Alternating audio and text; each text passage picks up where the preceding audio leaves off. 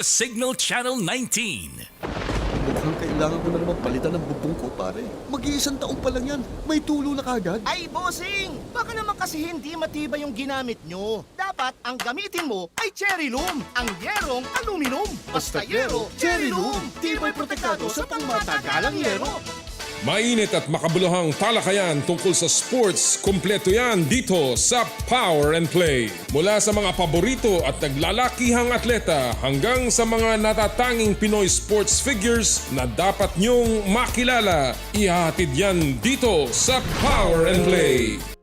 Bangon na! Power and Play na! Bangon na! Pilipinas tayo na! Sa kapwa ko Pilipino, ipagmalaki ang galing na meron tayo.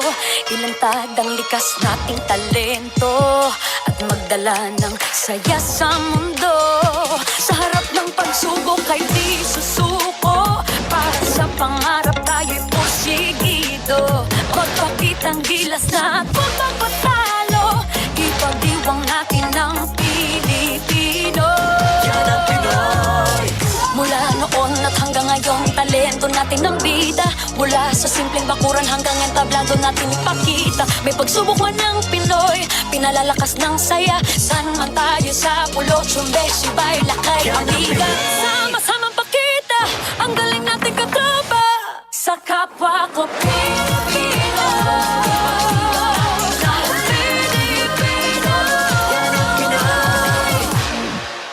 Power and Play was brought to you by Cherry Loom, ang yerong may aluminum.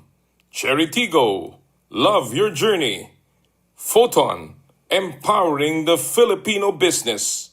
Joyride, ang inyong bagong kasundo.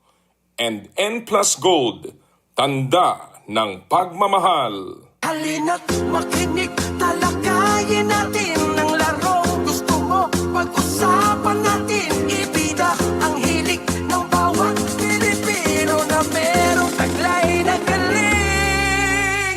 Bangon na, Power and Play na, bangon na. Power and Play. Bangon na, Power and Play na, bangon na. Pilipinas tayo na, bangon na. Power and Play na, bangon na. Bangon na, Power and Play na, bangon na.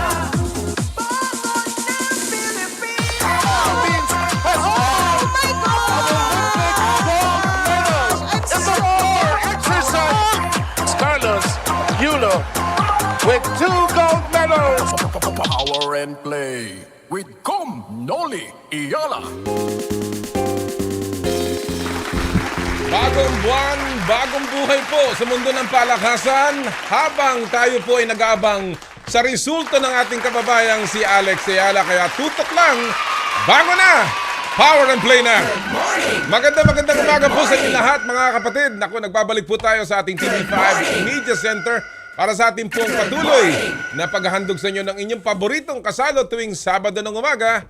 At siyempre po, kami po ay natutubang muling makasama kayo sa unang araw ng Agosto. Aba naman, talaga namang napakabilis ng panahon.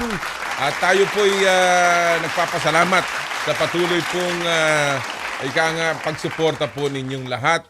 Yung pong ating mga nakikinig sa 105.9 True FM, sa 1PH at sa True TV Channel 19 on Signal TV. And of course, sa lahat po na nakatutok sa ating mga platforms sa Facebook at sa YouTube. And of course, ating Sunday replay po sa RPTV Channel 9. Doon po sa mga nag-aabang sa laro ni Alex Ayala, siya po ay nanalo ng unang set kontra po kay Elena Svitolina sa quarterfinals ng Mubadala DC Open sa Washington DC sa Estados Unidos. Ngayon po ay patuloy na ang second set at tayo po ay magbibigay ng patuloy na update sa ating pong kababayan. Pinagmamalaking si Alex At atin pong ipagdasal ang kanyang paglalaro ngayong araw pong ito na hindi lamang sana manalo, kung hindi wag po siyang magkakaroon ng kapansanan. Siyempre, hindi po kompleto ang ating huntahan kung hindi po natin kasama ang ating kaibigan at partner, the man for all seasons, Jera Season. Magandang umaga, partner. Good morning, partner. Good morning po sa inyo lahat. Sa lahat ng mga nakikinig at nanonood ng programang Power and Play. Ika-1 ng Agosto at ito na po, medyo sa Metro Manila, maganda ang panahon, pero sigurado po, maya-mayang hapon, malamang uulan. Ako po. Alam mo, kahapon, naipit ako dyan sa ulan na yan. Ha? Oh. Yung biglang buhos kahapon, Oh. pambihira. Talaga palang yung flash flood, nakakatakot. Lalo-lalo na doon sa Shaw Boulevard area. Talagang akala ko madadala ako ng agos eh. Pero again, ingat po kung talagang mag-uulan mamaya. Medyo ayusin nyo na ho yung mga schedule ninyo. At wag na ho kayo nasa lansangan pagka nakita nyo na pong medyo makulimlim ang kalangitan. No? Pero tulad na sabi ni partner, alam niyo ang programa natin ngayon ay hitik na hitik. Mas lalo na itong kasalukuyan nangyayari, nakakasabi mo lang, medyo lumalamang ang ating manok. Si Alex Ayala at sana po ay patuloy po ang kanyang pagwagi at mas lalo na itong importanteng quarterfinals. Para dire-diretso na po. At maliban dyan, maliban sa mga gandang storya na pagwawagi, meron rin mga kontrobersyal na issue tayo pag-uusapan. Talaga pong tama si partner Jera. Alam niyo po yung sinasabi natin, alam mo ang sa sports, hindi lang ho ang mahalaga ang manalo. Mas mahalaga pa na manalo na may integridad. Yun, tama. Diba? Sapagkat yun nga sinasabi natin at tinuturo natin sa mga kabataan at yan din ang laging sinasabi ni Alex at ng mga magagaling na mga manlalaro, respect the game. Yes. Talaga pong sa mga nakaraang araw, meron po tayong mga nabalitaang hindi maganda sa mundo ng palakasan. Yan. And of course, yan po ang ating mga tututukan ngayong umagang ito sa ating pong pag-uusap. In addition to that, partner, mamaya sa ating second hour, siyempre tuloy ang ating pagtutok sa Asian Games. Asian Games. Malapit na po yung Asian Games, ha? Mga isa't kalahating buwan na lang. Isa't kalahating tumbling na buwan na lang yan. At ang ating po mga atleta isasabak na muli. At ang ating po tututukan mamaya ay ang mga bisita natin mula sa Jiu-Jitsu. Yung Jiu-Jitsu, parang MMA yan eh. Diba? May konting grappling, may konting suntok, may kicking, diba? So, ating po makakasama ang national team, lalong-lalo na ang ating two-time world champion na si Ramirez. Mamaya po yan sa ating second hour. At ang kanyang iba pang teammate at ang kanyang coach. Yeah. And of course, makakausap din po natin mamaya. Alam mo, habang pinapanood natin si Alex, siyempre, lagi nating nakikita yung inspiration niya sa mga kabataan, partner. Yun lang laging sinasabi ng mga tao ngayon, na-inspire mo yung anak kong mag-tennis, etc. Well, isa pong batang-bata ring atleta, pero hindi po tennis ang kanyang papasukan. Ang papasukan po niya ay baseball. Aba na makita mo naman, partner. Baseball. Sa Japanese, ano bang... Anong baseball? Baseball. Baseball? Baseball. Aba, may magaling na Japanese na player. Si Shohei Ohtani. Yan ang isa sa pinakamagaling na manlalaro ngayon ng baseball sa buong mundo. At ito pong batang ito ay ngayon natanggap. Siya ang kauna-unahang Pilipino homegrown na natanggap po sa IMG Academy para po simulan ang kanyang pagtitraining for professional baseball. Wow! Professional baseball, IMG Academy. Alam mo, mamaya magandang matanong natin kung anong posisyon ang kanyang laro. Pitcher ba siya? Fielder, di ba? Catcher. Yung IMG, kung di nyo po natatanong, yan naman po ay... yan ang representative ni Alex Ayala. Yun namang sports agency side. Ito naman ay yung IMG Academy na nagtitraining sa mga atleta. So napakarami po ng ating mga bisita. Kaya dyan lang pa kayo at tumutok sa ating 2 oras na pagsasama. Pero syempre po, kailangan natin pag-usapan sa ating pagbungad ang ating pong unang paksa po dito sa What's the Score?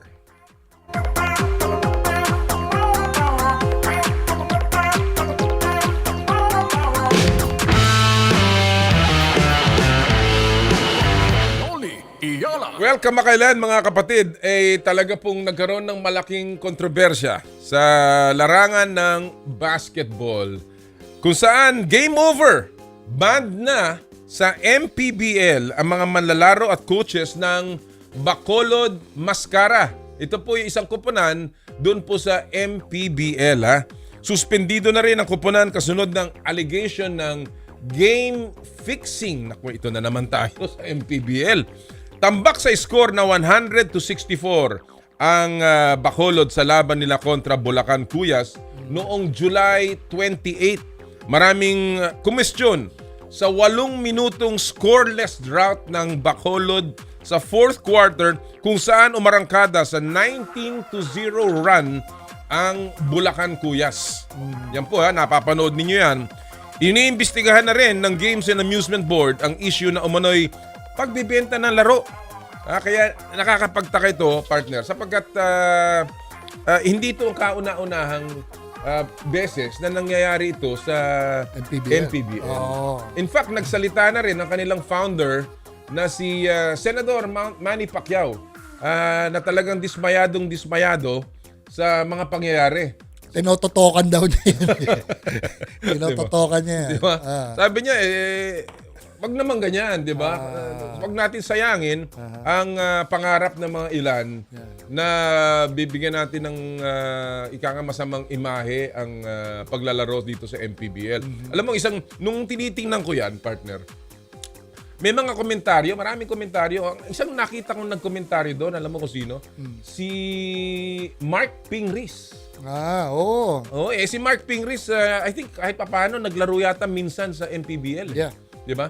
At sinabi niya, talagang galit na galit si Marc doon sa kanyang komentaryo. Hindi ko na mababanggit dito. Talagang parang sabi niya hindi tama at dapat daw talagang gawa na ng aksyon itong mga pangyayaring ito. Kaya po, ngayong araw na to sa ating What's the Score, ating pong tututukan ito at makakasama po natin ngayon at para pag-usapan ng mga magiging aksyon ng liga and of course, marami pang iba tungkol sa integridad ng laro ng MPBL. Kasama po natin ngayon ang Commissioner ng MPBL. Walang iba kundi si Mr. Emerson Oreta. Magandang umaga, Emmer. Salamat for joining us. Good morning, Commissioner. Good morning, Comnoli. Good morning to all of your followers. Kasama rin natin si Sir Jera dito, Comm Emmer. Good morning, Sir Jera. Good morning po. Nice to Good meet morning. Well, alam na natin ang mga pangyayari dito, Comm Emmer. Kasi alam nyo, nakita ko nga, bago ko kayo tanungin, nakita ko, partner, alam mo, mga talo nitong Bacolod Mascara, pambihira.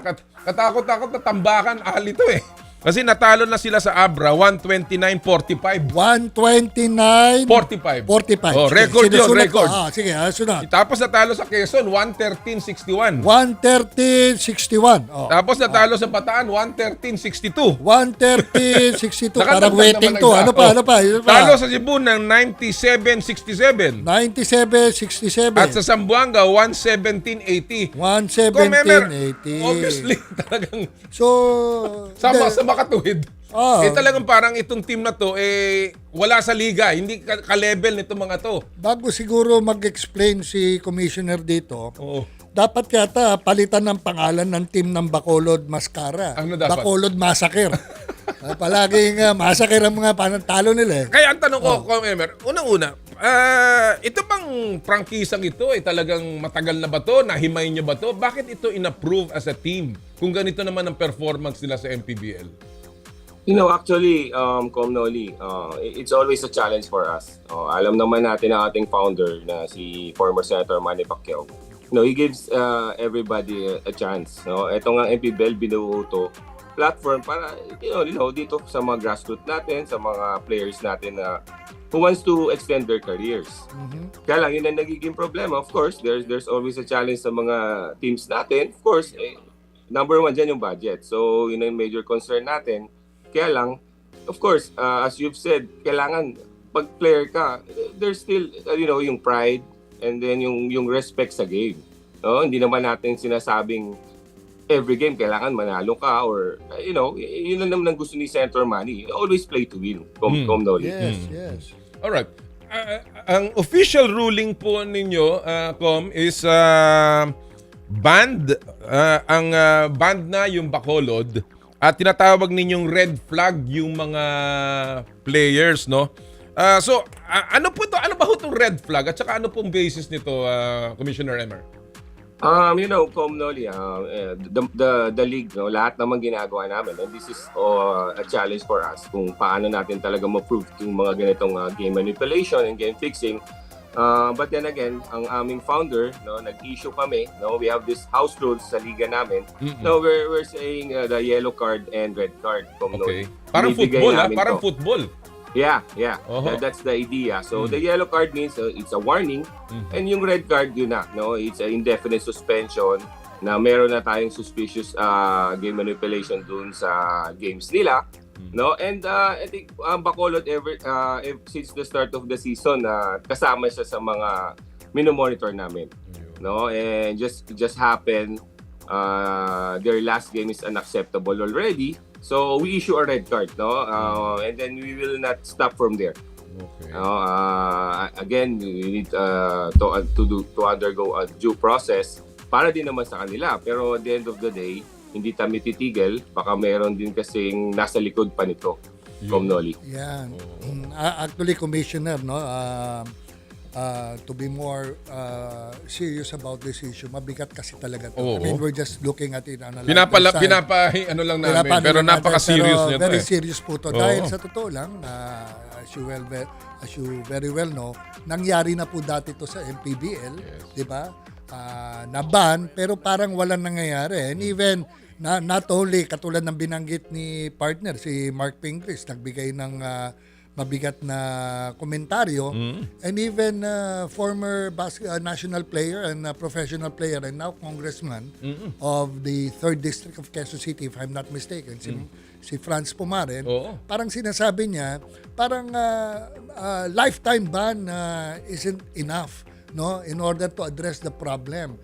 Kailangan talaga makita talaga na makasuhan at maikulong ang mga gumagawa nito, meron bang sindikado, etc.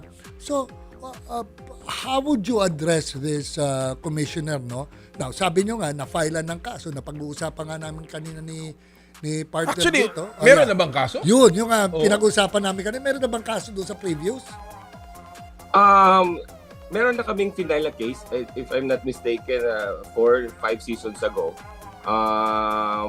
Yun ang concern namin before, kasi this is my first season as a commissioner, and yung previous commissioner namin si Com Kenneth yung nag-kaso before. So as of now, we're coordinating with the Games and Amusement Board, no, nagkakalap tayo ng mga ebidensya pa, no, para mapatibay natin yung kung magkakaso ulit kami to these players, coaches or executives. Yun ang ginagawa namin, and we even asking for other government agency to help us. Kasi hindi din biro. Yes. Emmer, kasi I think ang aming gustong tukuyin dito, una, yung pong nangyari nung 2019 ba yan?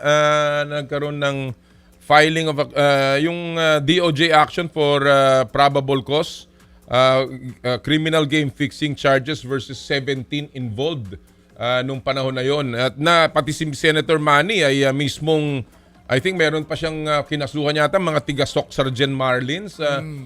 Anong nangyari doon sa mga kasong yon, at ano hong natutunan ninyo doon? Bakit ho ngayon nangyari na naman? Yun ang concern namin, Com, no?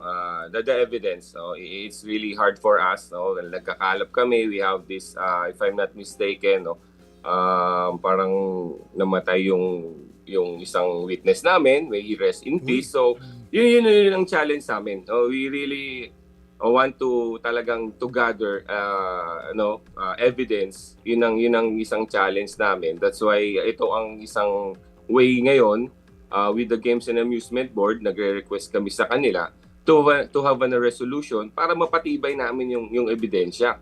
Kasi siyempre mahirap din, ever since yun ang challenge namin. The players have they have their own reasons sinasabi nga nila, no, nung kinausap ko sila, no, maraming mga reasons yung mga players, and but then again I feel for Marc Pingris and still playing with MPBL. Pag player ka, you play with all heart. Yun naman yun ang tingin kong dapat gawin itong mga players. Sir, anong Ngayon, reason na binibigay nila doon sa pagkatalo? Kasi yan ang gusto ko malaman. Laki ng parang 8 minutes na hindi sila umiscore at nakita natin puro turnover. Hindi, tsaka if I may add, no, parang yung binanggit mo kanina, yung mga lamang, parang there is a pattern na numbers ang hinahabol eh. No, it's not just the difference, but more on the numbers na kwan eh. Kaya, diba? ang gusto ko maintindihan, ano kaya ang binibigay nilang rason, Comm Emmer? Commonly, the reason always is, we're new to the league, no? Mga rookies tong mga players ng Bacolod eh. And they're saying they're up against the mga teams na, yung mga elite teams namin na tinatawag, yung malalakas. But then again, yun nga sinasabi namin as a player, and yun ang nakakatawa. Sabi ko nga sa kanila, Commonly, every game nila, warn namin sila. Ang masama dyan, yung mga executives ng MPBL are former, professional athlete. Like my head of operations is Saldi Relubit. My head of security is Rudy Distrito. So natatawa kami sa mga reasons nila. Kasi, alam mo pag naglalaro ka ng basketball, na talagang you're playing na at your best. May kita mo na nakakatawa yung mga reasons nila na malakas po yung kalaban namin.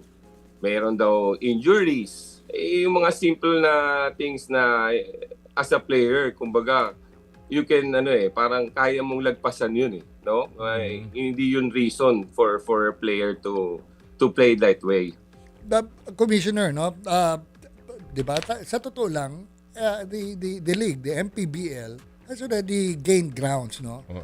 Popularity, di ba? Lalo-lalo fan sa mga base, etc. areas nila, sa region, no?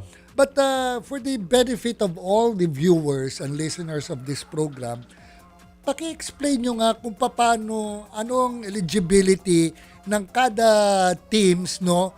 Para makapasok dyan. Dahil parang may malakas na team katulad nung yung Zamboanga Valientes, yung diba? Abra, di ba? Tapos paano nakapasok kung yan ang sinasabi ninyo na bago lang kami, rookie kami.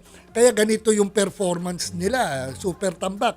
Paano nakakapasok kunyari pang interbarangay lang palang kalidad nitong Bacolod Mascara? Ano ba ang requirements, ano ang procedure? How do they become eligible to play in this league? Plus the fact that they are professionals. Professionals yan, MPBL So, paano sila nakakalusot sa GAB kung sasabihin ganyan? So, just to get a clearer picture. Sa mga nakikinig at nanonood. Actually, yung MPBL, ang guidelines namin for the players, it's a grassroots program. Yun ang isang vision ni Senator Manny dito sa liga to nung binuo namin. So, you give chance to the mga players sa province na hindi nakikilala na they can't make it to the collegiate level, yung mga UAAP, NCAA. So, yun yung binibigyan namin ng chance. No? So, yung mga players naman na sa barangay, yun yung tinatawag naming homegrown. Which is yun yung mga na talagang tiga doon sa province. So, yun ang nangyayari. Sometimes, yung mga teams na sumasali, the concern is the budget. So, they choose to piliin tong mga homegrown na lang na pinapasok. So, yun ang concern namin ngayon. So, talagang mahirapan sila makikompete dito sa sinasabi sa Zamboanga Family Sardines, yung Sikat, Abra, Quezon. Yan yung mga major concern namin. So, Emmer, wala ho kayong mga salary cap. Walang minimum salaries ang team or budget na dapat mini-maintain ng team so that you can maintain also a certain level of players? Wala ba? We have salary cap also. Meron naman. Yeah. Okay. Meron naman kami niyan. So, but then again, they're nag-aano naman sila, sumusunod naman sila, even the games and amusement board. Meron din kami UPC Comm, binibigay namin yan sa GAB. Kasi we are professional coordinated with GAB. Alam niyo po, kasi, well, again, the reason why we're very concerned, and I'm sure, yan din ho ang rason kung bakit ang mga tao ay pinag-uusapan ito. Kasi hindi ho ito unang beses. Ngayong taon na to. Di ba ho, tama, Emmer, yung buong Iloilo United Royals, natanggal na rin sa season na to. Tama ba ho yun? Yes, same. Game fixing allegation din ho ang nangyari doon? Yun ang investigation natin, but regarding that ongoing investigation Wala pa rin ho namin, nangyayari doon. Wala naman hong na-filean pa rin ang kaso doon. Wala pa naman so far kasi ongoing yung coordination namin with the team Iloilo, but right now nasa legal team na namin. I think nagkakaroon na sila ng communication with the franchise owner. So yun yung mga next step namin para kung makakapag-file kami ng kaso, inaayos namin lahat ng evidence. Commissioner, with this issue happening in the MPBL, do you think it is high time for you to ask NBI to step in and investigate? Kumbaga, ang NBI, high profile lahat yung mga hindi ba? Ito, high profile na rin to? Yes, actually we had a meeting, our legal team had a meeting already with Director Matibag. Siya yung sinasabi kung humingi kami ng tulong ngayon, ang NBI. We also requested the presence of NBI during our games. So, nandun na rin kami sa step na yon. Okay. Kasi, well, again, hindi po namin, kami po natutuwa sa mga developments sa programa ng MPBL. Honestly, it's diba? really again, Emmer, alam mo naman na ito, Senator Manny even told me this personally, na yung MPBL ay nagbunga yan mula sa Liga Pilipinas, yung aming ginawa nung araw, na magkasama kami ni Senator Manny, no? So, Comm Noli, naglaro ako doon ha. Alam ko, Comm, kaya kaya matanda na talaga ako. Kasi commissioner ka na. But that's why I support this kind of project and this kind of concept. Yun lang talagang itong mga ganitong klaseng balita. Nakakasira at saka nakakalungkot. Plus, siyempre, dapat siguro proactive ngayon na Commissioner ang MPBL. Kaya ang susunod ko pong tanong, with all of this that is happening, meron na po nangyari sa nakaraan. 2 beses na nangyayari ngayong taon na to. Alam natin nung nangyari pa doon sa Pilipinas Bismin League, meron din ganun nangyaring kaso, no? Ano po ang proactive na measure na ginagawa ng MPBL para ho mabantayan ninyo itong mga ganitong klaseng insidente? Like for instance, meron ba ho kayong ginagamit na parang basihan, statistics, algorithm, AI, just to make sure na players are playing within a certain level? Plus, yung pong siguraduhin lang na yung mga naglalaro ay talagang capable of playing in a professional league. Kahit po sila bagito. Kasi hindi ko po matanggap yung argumento na bago pa lang ako. I don't buy it. Kasi kung ganun ho, dapat si Alex Ayala, hindi ho nananalo yan dahil bago pa lang yan eh. Diba? I mean, there has to be a certain level. Kaya ang ibang liga, meron silang tinatawag na ranking. Kung hindi ka pa magaling, huwag ka sumali doon sa mga magagaling. Similar with the PBA and the NBA. May D-League. May D-League. Kaya meron ba hong gagawin ng MPBL na gano'n? Let's say, alam ko marami kayong team, no? 30 teams yata kayo, 32? Ganun ba, Comm? As of now, we are 28. 28, kasi may dalawang nawala. So meron ba kayong planong gawing Division 1, Division 2 para yung talagang magagaling ay magkakasama? Yung pong mga medyo parang nag-ranking kayo or nag-leveling, is that something that MPBL is even thinking about kung yan po ang argumento ng mga koponan? Actually, ongoing na yung proposal ko with the Senator Manny. It's my first time as commissioner, and I think that's the best thing to do. Ang sabi niya sa akin, pag-aaralan niya, sabi ko kasi it's really hard. You know, Comm Noli, since day one I'm here, no? Isa ako sa mga nagbuo talaga ng MPBL, and nadi-disappoint din ako dito sa mga players. And you know, yung binuo mo yung Liga Pilipinas is a totally different thing, no? Napakaswerte namin noon pag may mga ganung kang platform.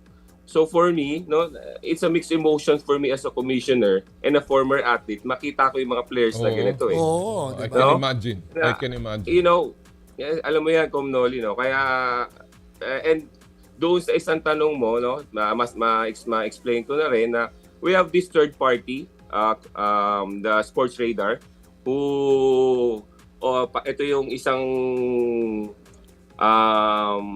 kasama namin na tumitingin every game. Tinitignan nila yung games and then nagbibigay sila sa amin ng observation nila. So isa rin tong way na makita namin na nafa-flag yung team. At the same time, yung technical committee ko, every game na nandun kami. So yan yung mga ways namin na Comnoli para makita yung mga underperformance, kung may game manipulation na nalalaman. So, yun. So, and I'm hoping na maka-adjust kami by next season. Emmer, maswerte po tayo and stay on the line. Oy. Kasama po natin ngayon, talagang tayo maswerte. At alam Maswerte. ko, Busy ito po to. ay busy. Busy. Ang congressman, representative po ng 3rd District ng Quezon City and isa pong dating atleta and of course, ang puso po ay nasa sports. Walang iba kundi si Congressman Franz Pumaren. Franz, magandang umaga. Hey, good morning, Commissioner Noli. Good morning. Kasama rin natin si Jera Season, Franz. Good morning, Comm. Hey, good morning. Yes. Ito po ang pinag-usapan natin, yung nangyari sa MPBL na Bacolod. Ngayon, meron po silang ban na ngayon. Kayo po ay nagbigay ng pahayag tungkol dito. Ano po ang reaction ninyo and mga hakbang na pwede hong gawin ng Congress tungkol dito, Kong? Well, first of all, we have to understand, hindi porke binan na yung team, titigil ng investigasyon. Kailangan malaman pa rin yung tuloy-tuloy pa rin pag-imbestiga, whether it's sa coaches, management, o players. Kasi baka akala ng mga tao, akala ng mga involved dyan sa allegedly hindi nag-perform ng 100%, tapos na yan. But ako basically, sa basketball, former basketball player, coach, exposed ako sa basketball, alam naman natin if a player is giving their 100% ang nakaka-frustrate lang dito, imposible yung coach na hindi alam yung pinaggagawang ganyan eh. Nakikita mong underperforming na yung player eh. Di ba? Ba't hindi mo ilabas? Hindi mo Ito, we're not only talking about the Bulacan na game eh. If you look back sa mga ibang games nila, parang ang sistema dito gusto nila magpatambak eh. Nothing against Abra, malakas talaga yung Abra. Pero para matalo ka ng 84 points, parang sobrang alarming na yun eh. Even sa other teams, ni-review ko eh, ma-average ng talo na 50 points plus, di ba? Ikaw ba naman ng management? Ikaw ang mga nagpapasweldo dyan? Ikaw gumagastos? Hindi ka ma-alarma sa ganyan? Oo. Ikaw, coach, nakita mong down ka na, naglalakad yung players mo, there's no effort at all, di ba? Tapos, walang sense of urgency. Tapos may isa pang player, ewan ko, sumot, parang gustong basagin yung board eh. Di ba? Kong, alam niyo, sinasabi po ni Commissioner Emmer, talaga pong nahihirapan sila. Alam naman ho natin to, talagang mahirap patunayan yung game fixing, no? Meron ba ho kayo naiisip na measure or meron bang pwede tayong gawin hakbang na para ho talagang magkaroon ng konting pagbabasihan natin tungkol sa mga game fixing allegations? Kasi alam ko PD 1602 pa tong itong game fixing. Kailangan ng yan eh. Kailangan ng amendahan masyado ng luma na.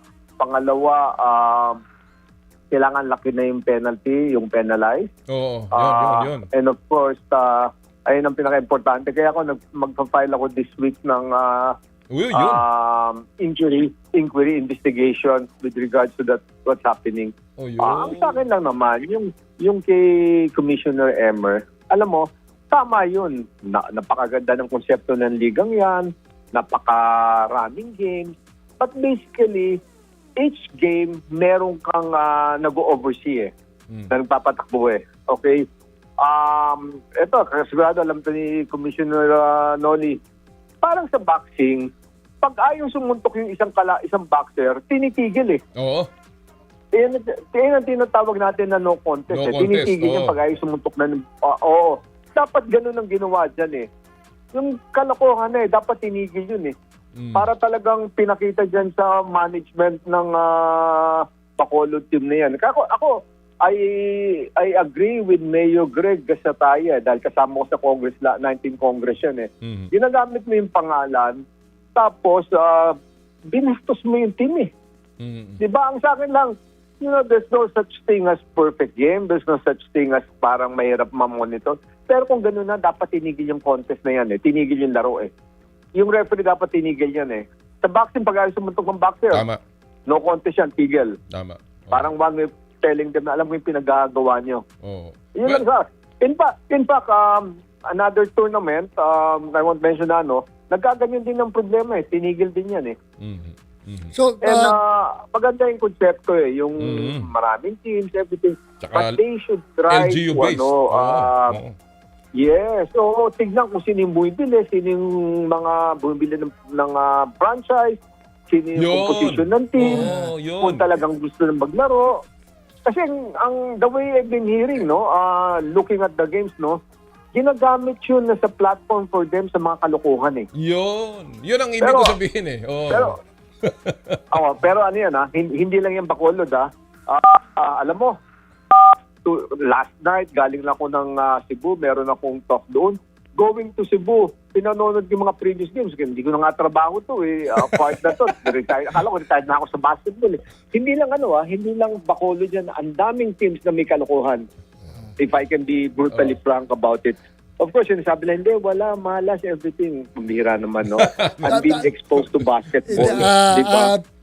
Congressman Franz, now that you told Diniretso na talaga ni Kong Franz. Ngayon na sinabi mo na nagpapaschedule ka ng inquiry dito sa isyung to, can you give us more or less who are this that you will be inviting? Kumbaga, na naiisip mo ngayon para dito sa inquiry na to? Well, of course, ang mga imbitay natin ng mga resource speakers number one yung GAB because they're supposed to be overseeing that. They're supposed to be monitoring yan. Alam naman natin, medyo may limitasyon ang GAB sa ganyan. But at least dapat may minomonitor nila. They cannot be there siguro every game dahil napakaraming games. And of course, yung MPBL nagpapatakbo. Diba? Yung kay former Senator Manny Pacquiao, siya yung face na yan. Siya yung nag-create ng MPBL. Pero yung day-to-day running the tournament, hindi naman niya alam yan eh. Dahil he has other things to do eh. Diba? So many things on his plate right now eh. So ang imbitahin mo dyan, yung people running the MPBL. Coaches, players, management, PSC. Kasi baka akala nila na porke tinanggal na sila, wala na silang parang liability. Wala nang liability, hindi na sila masisita dyan eh, di ba? Tama.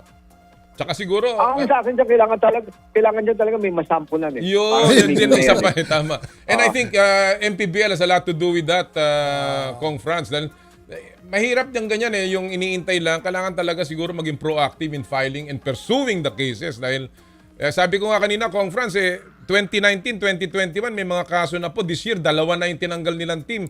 Pero wala pa rin hanggang ngayon na kasong nakikita tayong malinaw eh. So, kaya tuloy-tuloy lang yung pag-ulit-ulit lang nito eh. Well, going back to Commissioner Oreta, we feel you. Dahil sabi nyo nga ito ang una nyong first year as your commissioner. And you're now... Comm Emmer, just a reaction doon sa sinasabi ni Kong Franz na talagang iimbestigahan nila ito from the MPBL. Yeah, I agree. Good morning, Kong Franz. MPBL is more than willing to cooperate. Ito naman yung gusto rin namin, ma-eliminate natin talaga itong mga ganitong sitwasyon, itong mga game manipulations. And continuous talaga dapat ang investigation dito. We really don't know kung tama si Kong Franz, kung baka hindi lang player, baka mayroon pang nasa likod nito, as I've said a while ago. So, I think we cooperate with this one. Siyempre, tsaka I'm sure si Senator Manny definitely will push for hindi this. papayag Hindi yan. papayag si Senator Manny dito. Diba? Kong.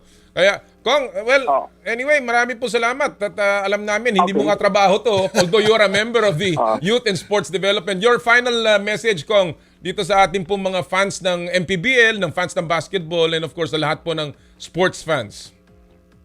Well, yung sa fans ng MPBL, saka mga basketball fans, huwag naman po tayong parang layuan ng pagpapanood ng MPBL o of course, disappointed tayo, ma-discourage tayo from watching. We're here, MPBL, tayo, lahat nagbabantay na ma-improve at mawala yung mga ganyan na medyo may kalokohan. It doesn't stick.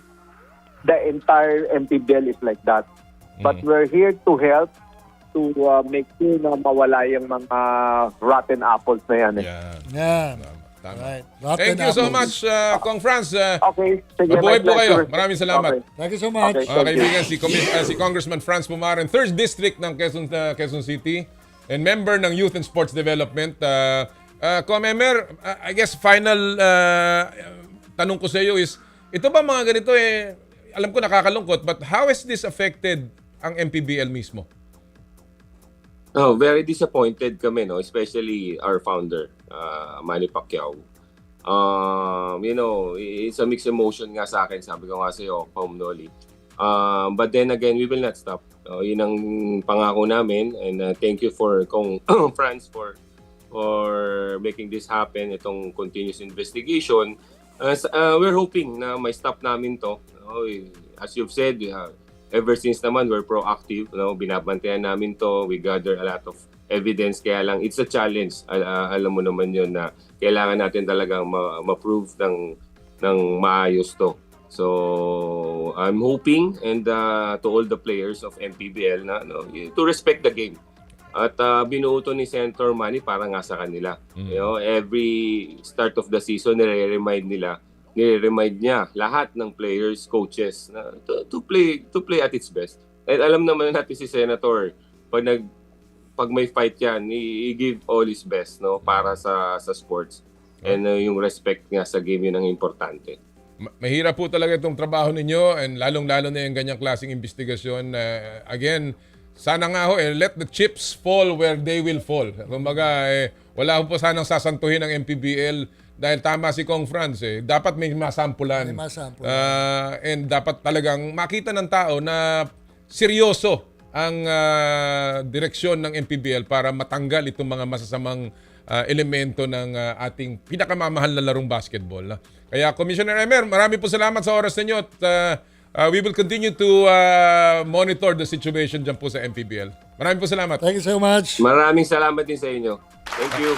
Mga kaibigan, ang commissioner po ng MPBL, Emerson Oreta, hirap yan, partner. It's hard to prove ang game fixing. Mahirap na yan, no? Mahirap din na outdated ang batas. But more than that, I think it's yung bang, yung talagang haharapin mo to ng squarely. Talagang mabigat. Actually, partner, maganda nga na, kumbaga, with regards to this issue, medyo nag-level up dahil ipapatawag na sila sa Kongreso. Okay, kailangan lang. Kailangan lang, di ba? Talaga. Ako ang iniintay ko lang, ma-filean sa korte. Kasi that is habang walang fina-file yan, talagang hindi gagalaw, walang mangyayari. Dahil syempre, walang takot yung mga player And alam na po natin alam naman ho natin, obvious naman ho sa mga may experience sa basketball, kung anong ginagawa nitong mga player na to at ng mga coaches. Kaya tama ho si Coach Franz. Isipin mo, hindi na tumatakbo na naglalakad. Hindi alam ng coach. Ano ba naman yun? Sana nga maayos to sapagkat at the end of the day, sabi natin, hindi po ang importante manalo. Ang importante po manalo with integrity. At yan po ang ginagawa ng ating kababayang si Alex Ayala. Ang update po natin, tabla po tayo, 4-4. In the second set, nanalo si Alex ng first set, 6-3. At ngayon siya ang nagsiserve, lamang siya 30-15. Go, Alex! Continue to update you in just a short while. Pero bago po tayo mag-break, isa muna pong paalala mula sa Smart. Puso Pilipinas is a movement to celebrate the Filipino athlete powered by Smart. Follow them on Facebook, Instagram, X, and YouTube. Get a chance to win exclusive Puso Pilipinas merch by sharing their Facebook page in your social media accounts with hashtag Puso Pilipinas. The Giga Life app is the latest mobile app from Smart that lets you discover and enjoy your passions with the different Giga promos. Can be downloaded and used by Smart Postpaid, Smart Prepaid, Bro Prepaid and TNT subscribers via the Apple or Google Play Store. What can the GigaLife app do for me? Check your balance, monitor your current subscription, top up using debit, credit card, subscribe to the latest Giga promos. Monitor your data consumption, auto-detect your mobile number when you are connected to Smart Network, one-tap subscription to the most popular offer, Giga Video 99. And of course, Power and Play is powered by Smart. Live more today! Thank you! Sa amin pong pagbabalik ang masayang Casio Bash at marami pang iba sa inyong paboritong kasalo tuwing Sabado. Ito po ang Power and Play hatid sa inyo ng Cherry Loom, Cherry Tigo, Photon, Joyride at ng N Plus Gold. Ang oras po natin, 8:45 ng umaga. This time check is brought to you by Ultima and by M2 Veggie Drink. Drink your gulay. I dare to dream big. To be a voice of my generation. To inspire resilience in the face of roadblocks. And in sharing my stories, I let others share in my passion.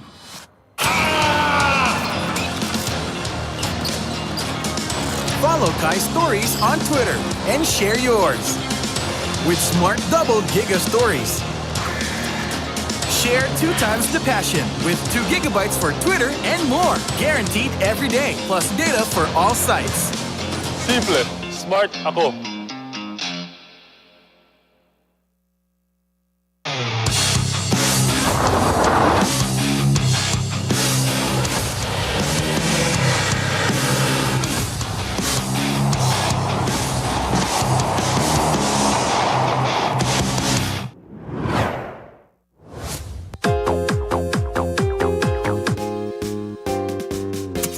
Nakikinig pala talaga kayo.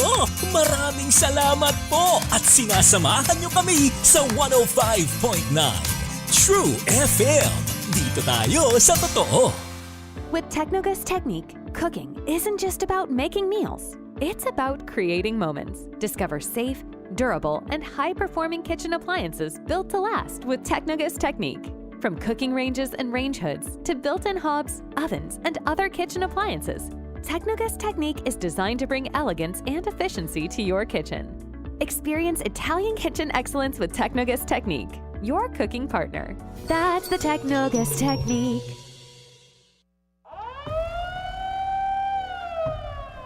Kapag lumindol, manatiling kalmado at kumilos ng tama. Kung nasa loob ng bahay o gusali, manatili sa loob.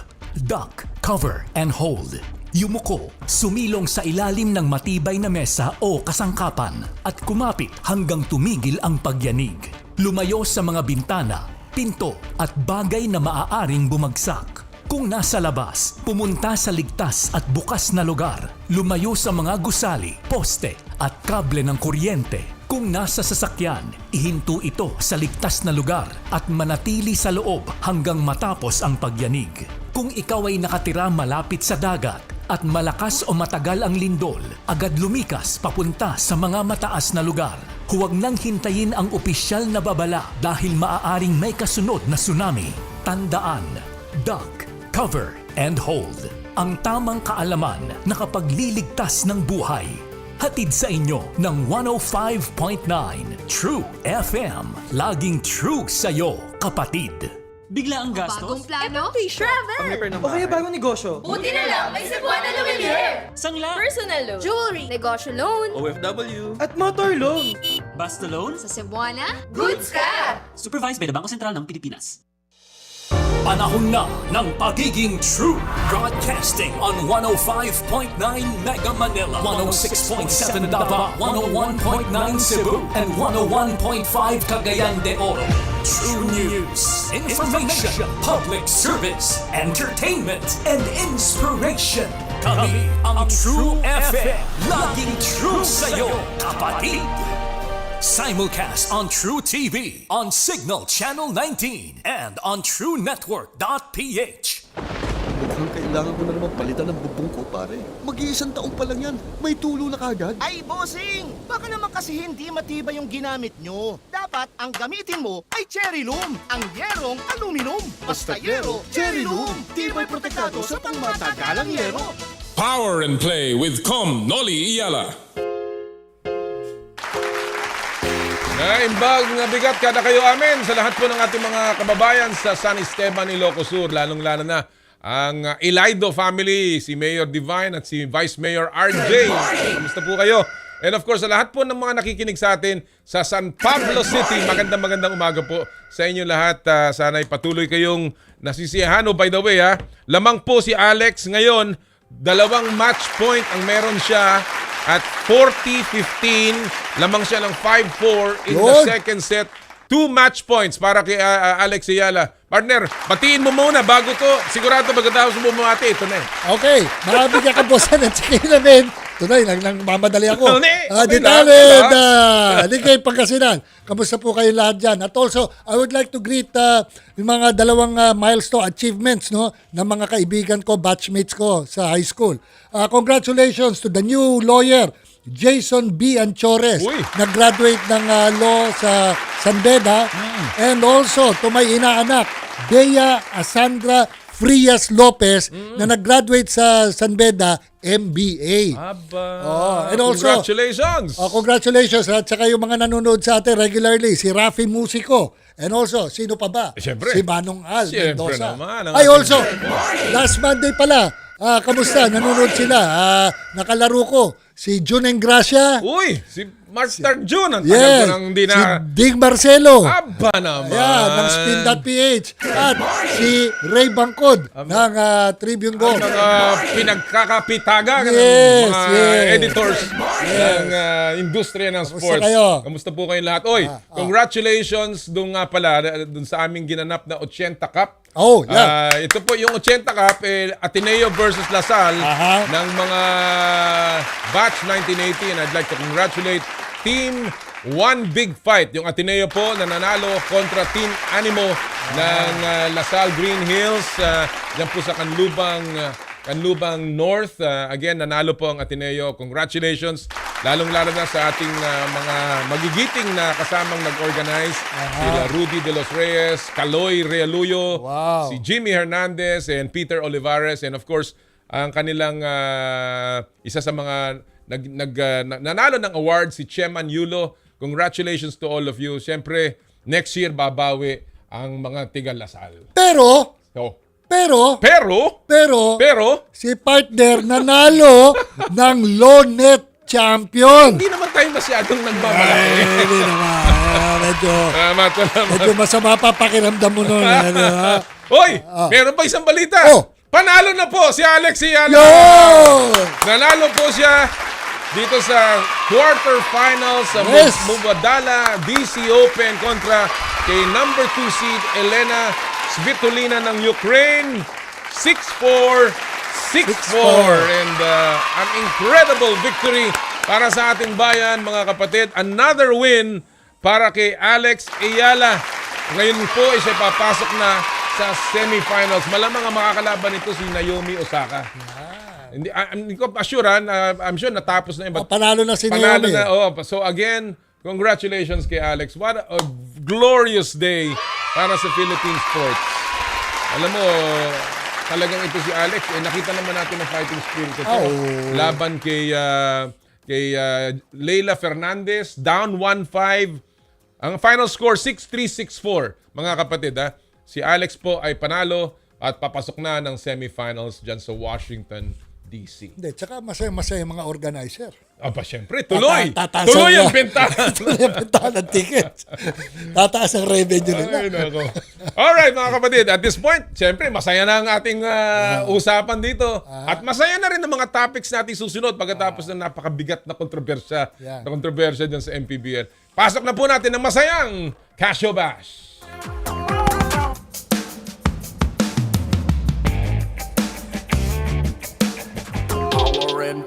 At ang Casio Bash ay hatid sa inyo ng Cherry Tigo, Love Your Journey. At ngayong araw pong ito, ang makakasama natin, isa pa sumusunod kay Alex to. Kaya I'm sure, okay na siyang pumasok ngayon dahil tapos na ilaban Ang ating kaibigan at regular contributor dito po sa ating palatuntunan, si Luisa Morales. Magandang umaga, Luisa, ng One Sports. Hi, Louie. Good morning. Magandang umaga, Sir Jera. Actually, oo nga po, kakatapos lang. Playing pa po ngayon sa background yung team ni Alex Ayala, actually. Well, again, your reaction, Luisa. Unang-una doon sa kanyang laro. I mean, clearly, Alex has finally found a winning formula. Lalong-lalo na sa hard court. Yes, actually, minsan nga parang sabi ko, hindi na to upsets eh. Yung mga panalo niya po recently dito sa DC Open, people are calling it upsets but I don't think so anymore. Nandito na po talaga tayo sa level ni Alex na she's really being able to play with the best of the best na at hindi na nakakagulat yung mga ganitong top 10 wins, no? So isa na namang top 10 win po tayo ngayon kasi si Svitolina po ay number 10 pa rin sa WTA ranking. So definitely exciting and very intriguing din po yung magiging matchup niya kay Naomi Osaka. Tama po kayo, si Naomi Osaka ang kasunod niya. First meeting nila, so definitely exciting. Kahit anong oras yan, papanoorin nating mga Pilipino. Actually, nagsalita na si Naomi tungkol kay Alex and of course, you know, a lot of people are giving her praise. Hindi lamang sa kanyang paglalaro dito sa hardcourt, but also yung fighting spirit ni Alex. But aside from that, Luisa, I wanna ask, kasi napabalita nga na ang dami daw inquiries bago maglaro si Alex. 80% ng inquiries niya sa DC Open ay tungkol kay Alex Ayala. I mean, ano ang kahulugan nito? What does it show in terms of nilang yung following niya in the Philippines but also worldwide?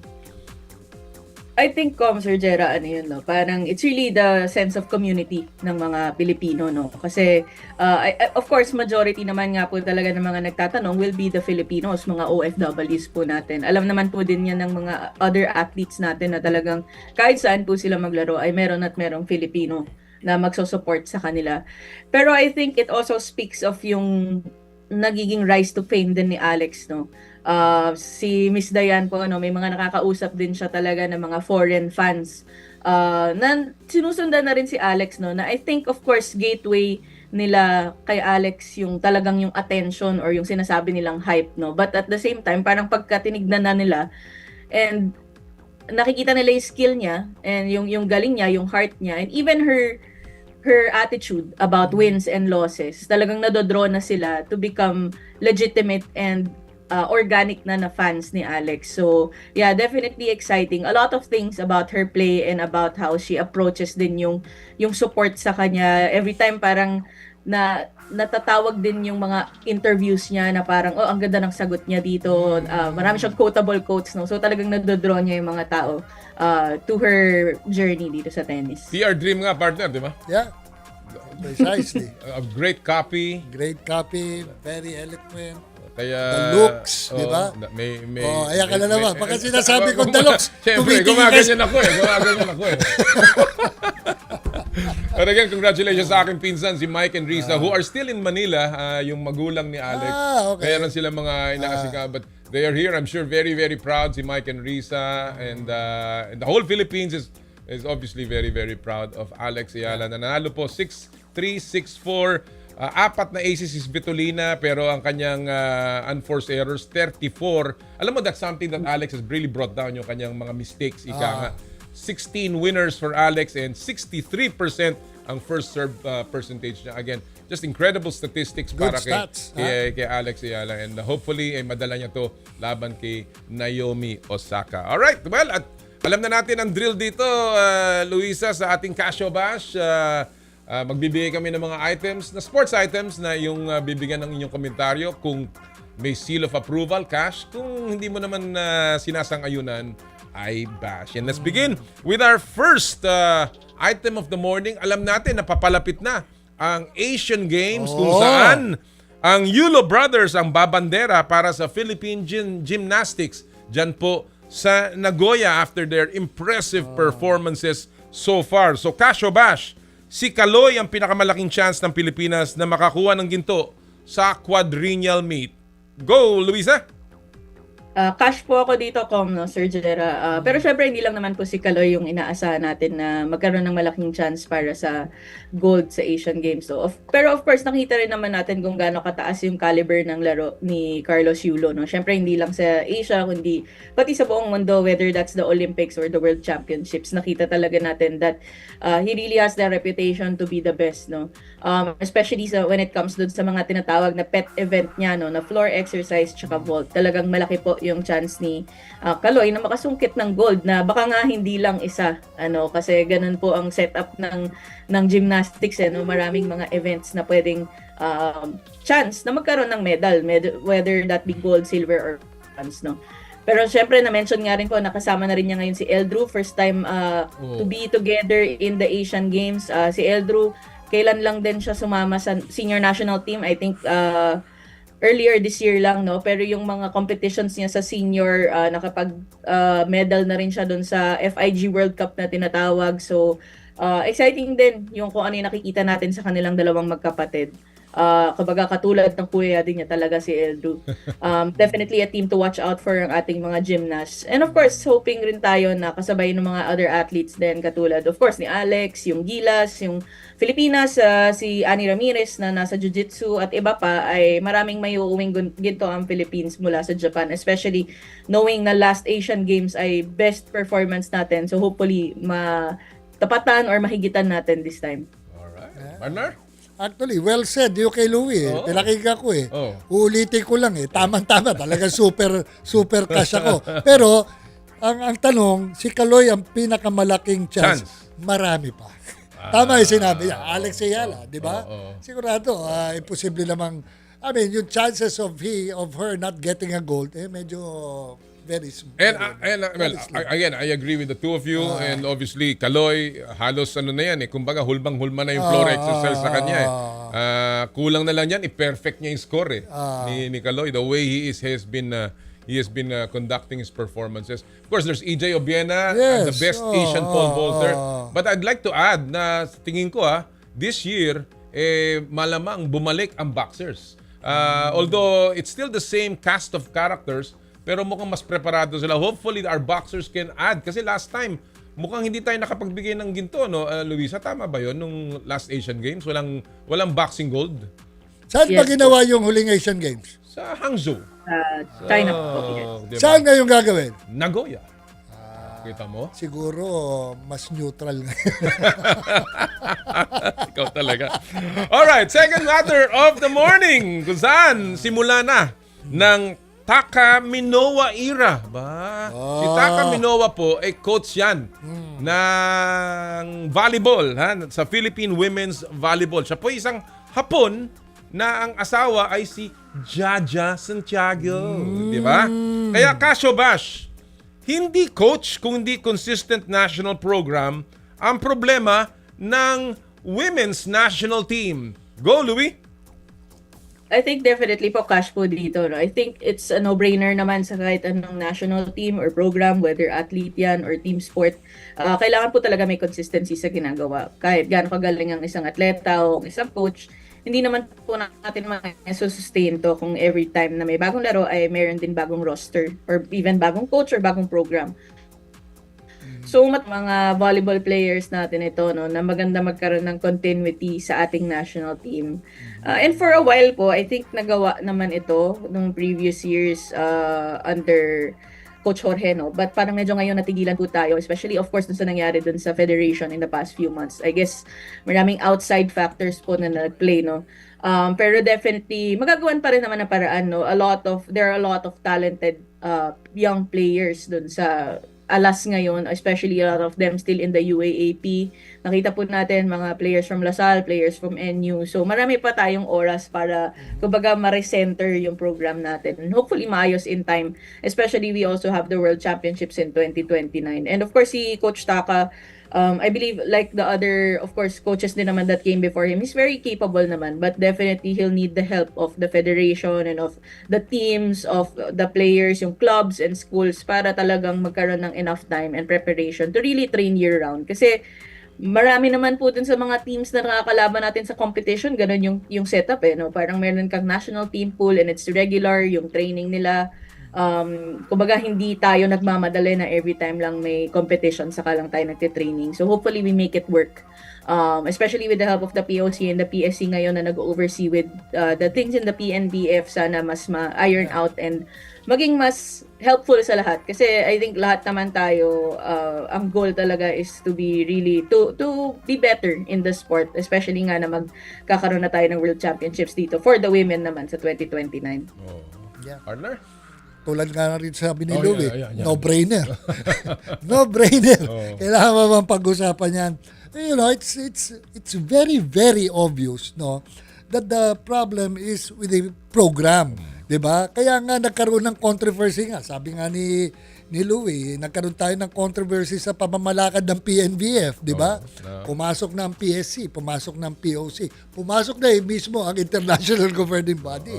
So in other words, the program is the problem. Yeah. No, it's not the coach. Kahit maglagay ka ng coach diyan, basta maganda ang programa natin, yung long term. That's the thing that they have to address. Para naalala ko yung BAP days nung tayo ay talagang nakikipagbunuan sa BAP, yung Pilipinas Basketball, bago nabuo ang SBP, no? Talagang ang gulo-gulo yung panahon na yon. Even now, ika nga, wala pa rin, meron yata tatawaging eleksyon na mangyayari very, very soon. So, hopefully, ayan ay masettle na at mailagay na yung tamang programa sapagkat pati players, I'm sure, are very, very confused and they want to know the direction. Yeah. At the end of the day, it's leadership and yan ang ating hinihiling sa volleyball community, sa mga opisyales. Give leadership. Yes. Huwag pong pataasan. Ika nga, diba? Just, walang paksyon-paksyon. Walang paksyon-paksyon. Do the best Yeah. for the sport of volleyball para sa ating mga kababaihan. Alright, let's go to our third and final matter of the day. Kung saan, kagabi, ang ganda ng mga laban sa PBA. Nanalo po rain or shine. 1 point laban sa Magnolia. 1 point. At doon sa kabila naman, no second game, tinambakan ng Ginebra. At least dominated ng Ginebra. Dominated. Ang Meralco Bolts. Again, medyo masakit kiparing Jera yan. Pero ngayon po, mukhang ito namang Macau Giant Pandas ay nagpapakitang gilas. Not once? Not once, but twice! Pero nasa ilalim pa rin. Back in the win column ang Macau Giant Pandas. So, Casio Bash, Louie, playoff threat na nga ba ang guest team kung magpapatuloy ang kanilang current form? Go, Louie! Siguro po Sir Jera, medyo bash pa sa akin ito. No? At this point, marami pa rin talagang pains itong Macau Giant Pandas. I think at the moment, marami silang napapakita na magagandang laro. Pero I don't think nandun pa sila sa stage na kayang makipagsabayan, lalo na talaga sa mga bigating teams sa PBA. I think kasi to some extent din po, marami rin, parang based dun sa mga napapanood ko dun sa recent na panalo nila, no? Especially yung against Terra Firma. Parang nagkaroon ng overconfidence ang iba nating teams tuwing kalaban natin ang Macau, no? Na parang baka nasanay sila na parang kayang-kaya nila itong team na to, no? Kasi historically speaking, of course, talagang medyo dehado ang Macau Giant Pandas for the past few conferences din. Pero syempre kailangan nating tandaan na habang tumatagal ay nasasanay na rin yung mga players nila, no, sa mga team sa PBA at sa laro dito sa Pilipinas, like yung mga sila Damian Chonky, no, na parang nakakapag-adjust na rin kahit maliit yun si Damian, talagang nakikita mo yung mga circus shot niya, no, parang unti-unti talaga silang nakakapag-address na doon sa kung paano sila binabantayan ng mga players natin sa PBA. Although medyo malayo pa sila para tawaging isang playoff contender or a playoff threat, definitely improving. And kailangan din maging maingat na yung mga teams na makakalaban nila, no? Kasi ganyan din naman po dapat ang isang liga ng katulad ng PBA. Kumbaga wala tayong tinatawag na madaling kalaban. So I think a better Macau Giant Pandas team will only do good things para sa liga natin. Of course, mafo-force din talaga yung mga players natin and teams natin to be better kasi alam mo, walang pushover teams dito sa PBA. Again, I totally agree with Louie, no? Bash ako dito dahil first of all, hindi pa. Hindi pa. Dahil sino ba tinalo nila? Terra Firma at saka Titan Ultra. At saka masakit pa nun, lamang yung Titan Ultra at saka Terra Firma most of the game. Umabulang, di ba? Buti sana kung talagang dominated nila yung dalawang team na pare-pareho silang nasa baba. So how can you say na playoff contender sila? But I am happy for them. At least unlike the last conference, di ba? Last season, di ba? Ito nakapagpundar na sila agad ang dalawa. Hindi ko kayo dati, Sa sa dulo. last game na eh. Totoo yan. Siyempre, dahil nag-guest dito si Damian Chonky. Tanda mo, no, after that game, sabi niya, we will take this win. Totoo nga naman, nanalo sila. Kaya sinasabi And ko not sa inyo. just once. Not just once, But twice. Kaya mag-guest kayo dito kagayan eh. Biro lang ho. But again, Giant Pandas, they're getting the wins. But sabi nga ni partner Jera, hindi pa yung mga mabibigat. And in their division mismo, medyo marami pa silang pagdadaanan. But it's still, there's still a chance. Let's see. But I don't think that they are contenders right now. Hopefully playoff bound para magkaroon namang konting bagong flavor ang PBA as they enter their playoff schedule. All right. Well, Louie, thank you so much for joining us this morning. And magbunyi tayo sa pagkapanalo ni Alex ngayong araw na to. And hopefully, magtuloy-tuloy ito. Pag nag-finals yan, Louie, mag-host ka ng watch party. Watch party. Pero sigurado kasama ka namin pag nag-watch party tayo. Thank you so much, Louie. Thank you so much, Louie. Thank you, Comm. Thank you, Sir Jera. Kaibigan si Luisa Morales ng One Sports. Again, just celebrating this victory ni Alex Ayala. By the way, bago tayo, paalala ko lang ulit, yung Joyride top-up promo natin, medyo nalampasan natin yan. Yung dating Joyride top-up promo, tuloy-tuloy po, tayo namimigay ng 1,000 pesos JRPay wallet credits sa mga lucky winners. Nabi nyo pong napakadali po para sumali niyan. Download lamang ang latest version ng Joyride Super App. Kuhanan ng screenshot ang app's home screen. Ipadala po ang screenshot via PM to Power and Play FB page along with your full name and registered Joyride mobile number. At meron po tayong pipiling 5 mananalo ng 1,000 pesos JRPay wallet credits para niyo po magamit sa Joyride Delivery, Joyride Motorcycle Taxi, Joyride Taxi Cab, Joyride Car, at Joyride Super Taxi Airport Edition. Lahat po yan mula sa Joyride Super App, ang inyong bagong kasundo. Alright, before we take a break, subilip muna tayo sa ating mga viral videos at pop culture sa mundo ng palakasan sa Stop and Pop.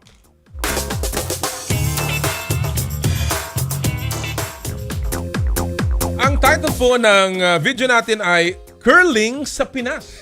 Ano ba ito? Curling? Panoorin po natin to ha. Talagang multi-purpose ang mga basketball court sa Pilipinas.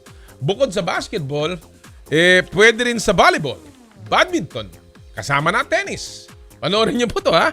Minsan para sa handaan at sa party. Ayan, at yan din. At minsan ginagamit din sa human curling. Winter sports yan, ha?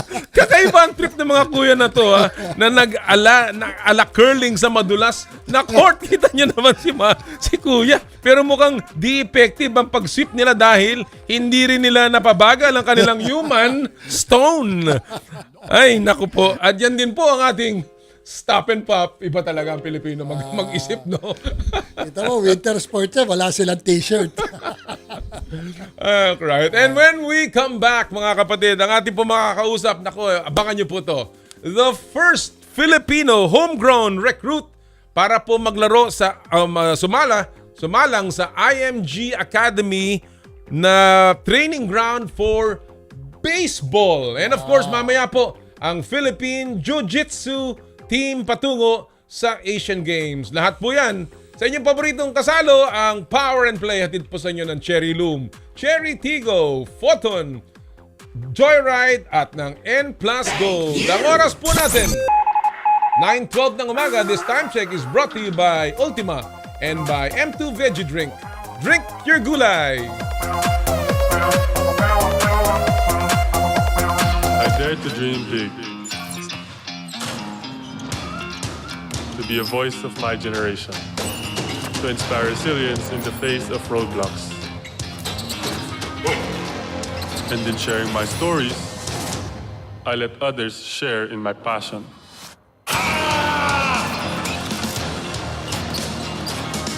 Follow Kai Stories on Twitter and share yours. With Smart Double Giga Stories. Share 2 times the passion with 2 gigabytes for Twitter and more. Guaranteed every day. Plus data for all sites. Simple. Smart ako.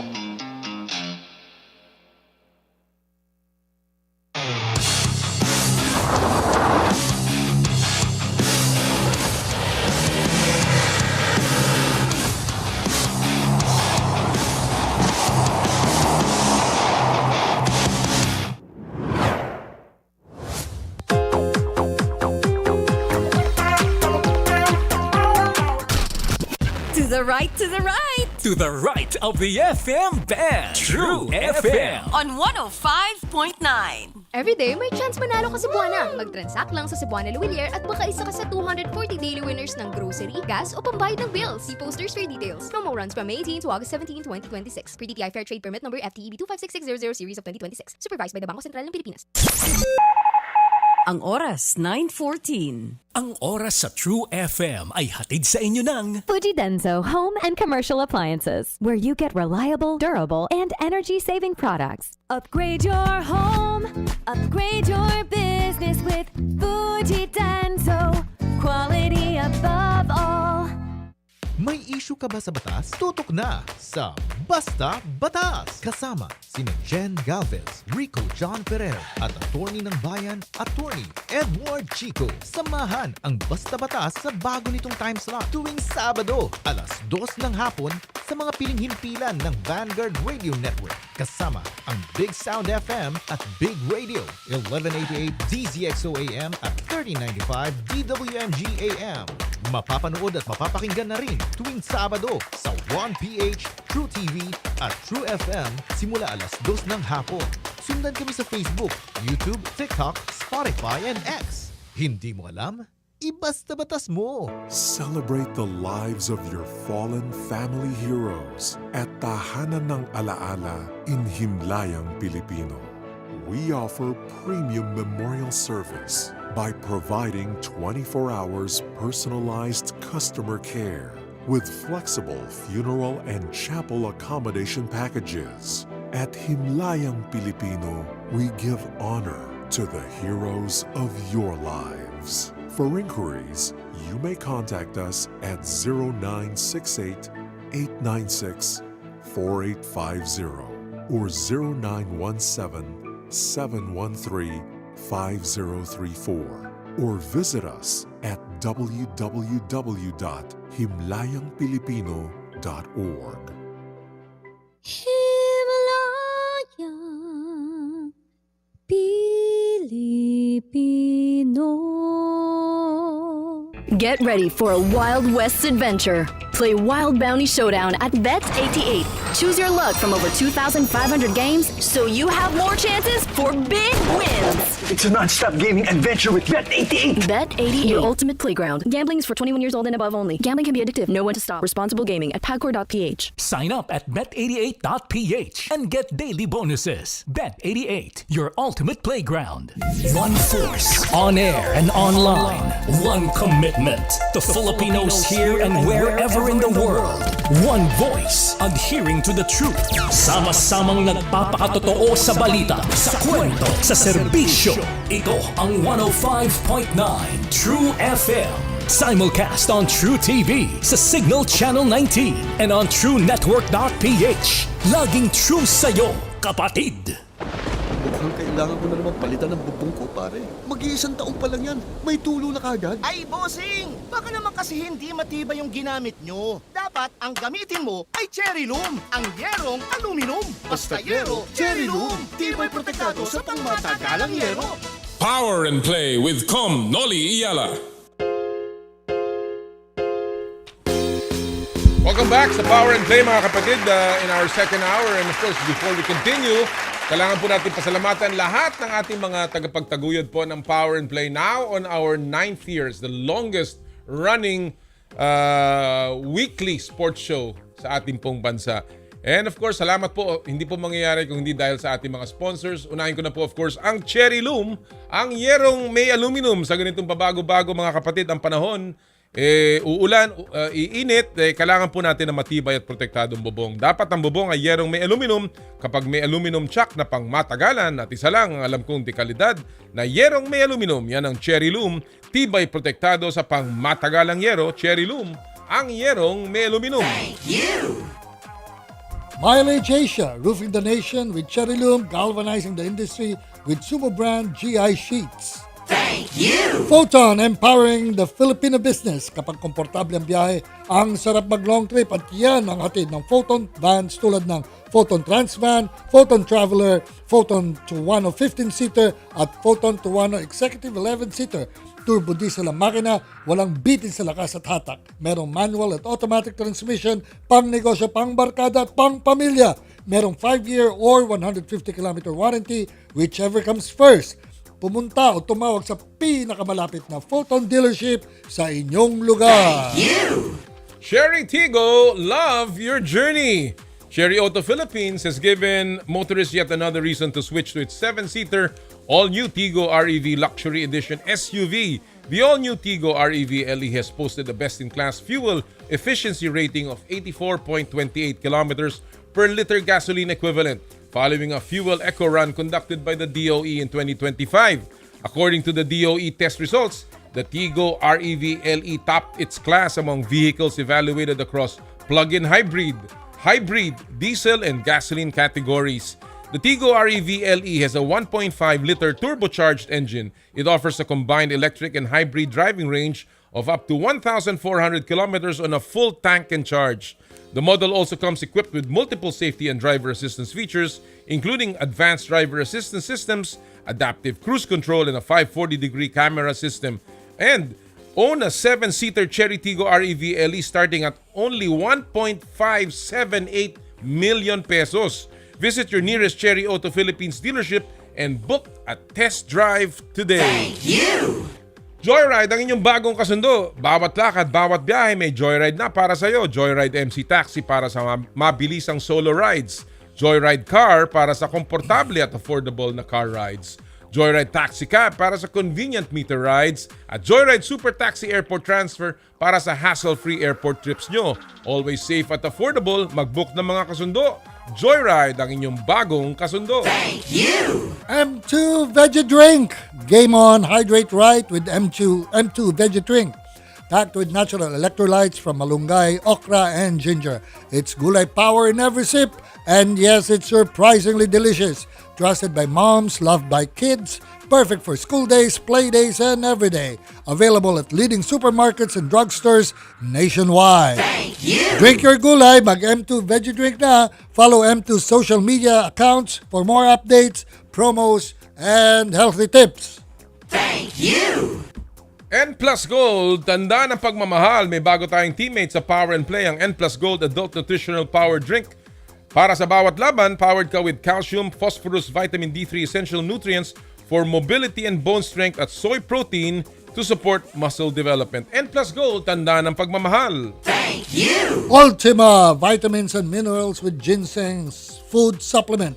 Korea Panax Ginseng Ultima. Thank you! Skin, your face and body anti-aging center with branches at Alabang Town Center and Green Hills, San Juan. Thank you! And Smart, live more today. Thank you! Maraming salamat po sa lahat ng ating mga sponsors. By the way, isa pang paalala mula sa photo na partner. Talagang sabi nga nila, ito, ang mahal daw ng presyo ngayon ng petroleum kaya panahon na mag full electric vehicle. At sagot ng kayo ng Photon sa dami ng model options. Aba, yan pala yun ha. EV?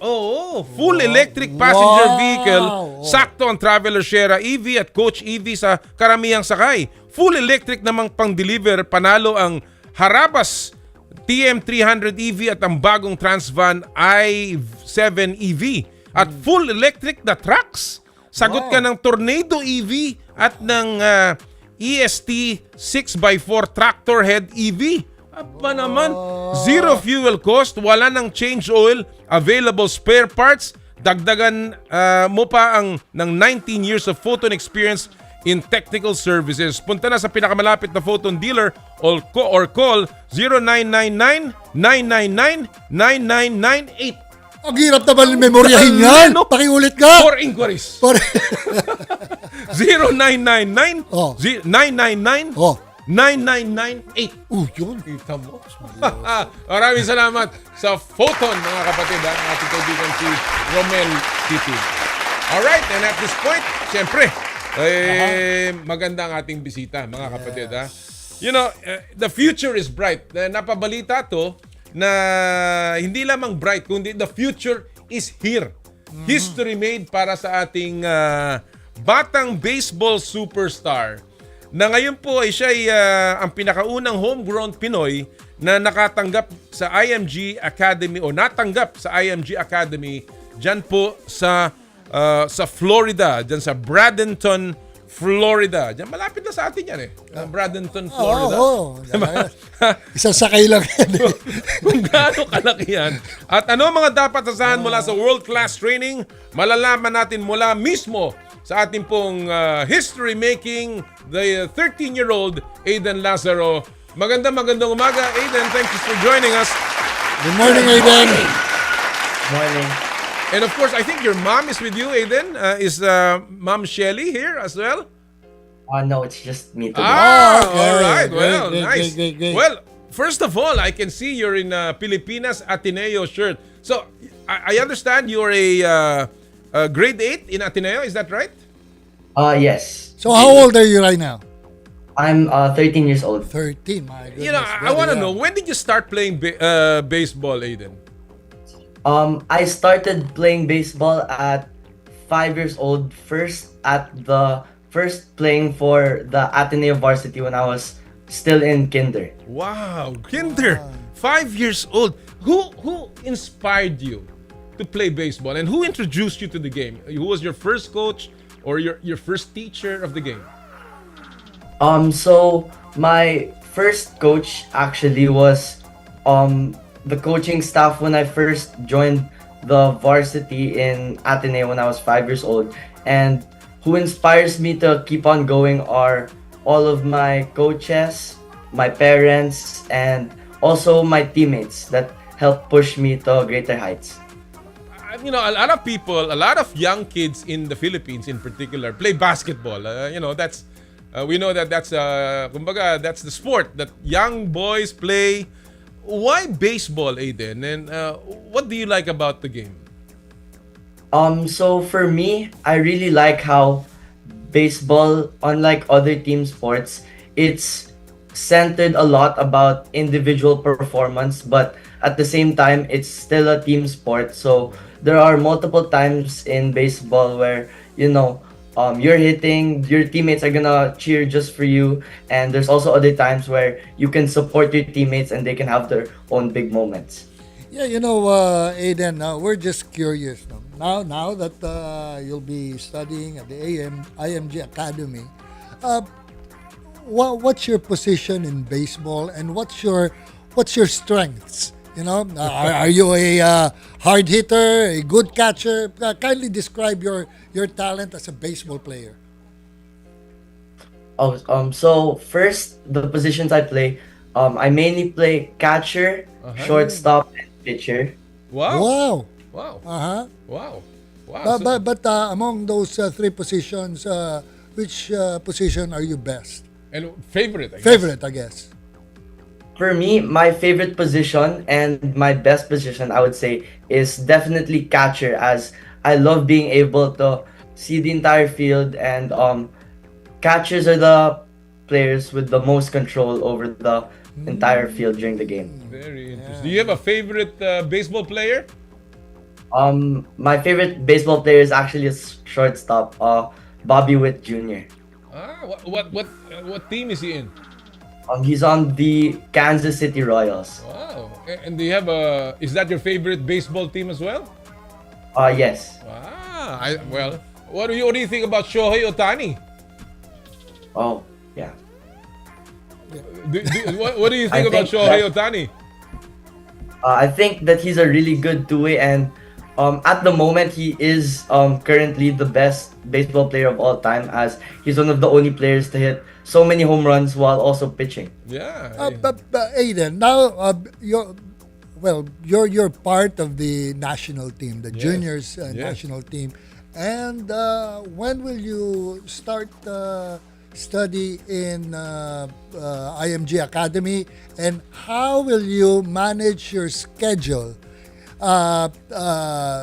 in Florida and training for the national team? You know, kindly tell us, please.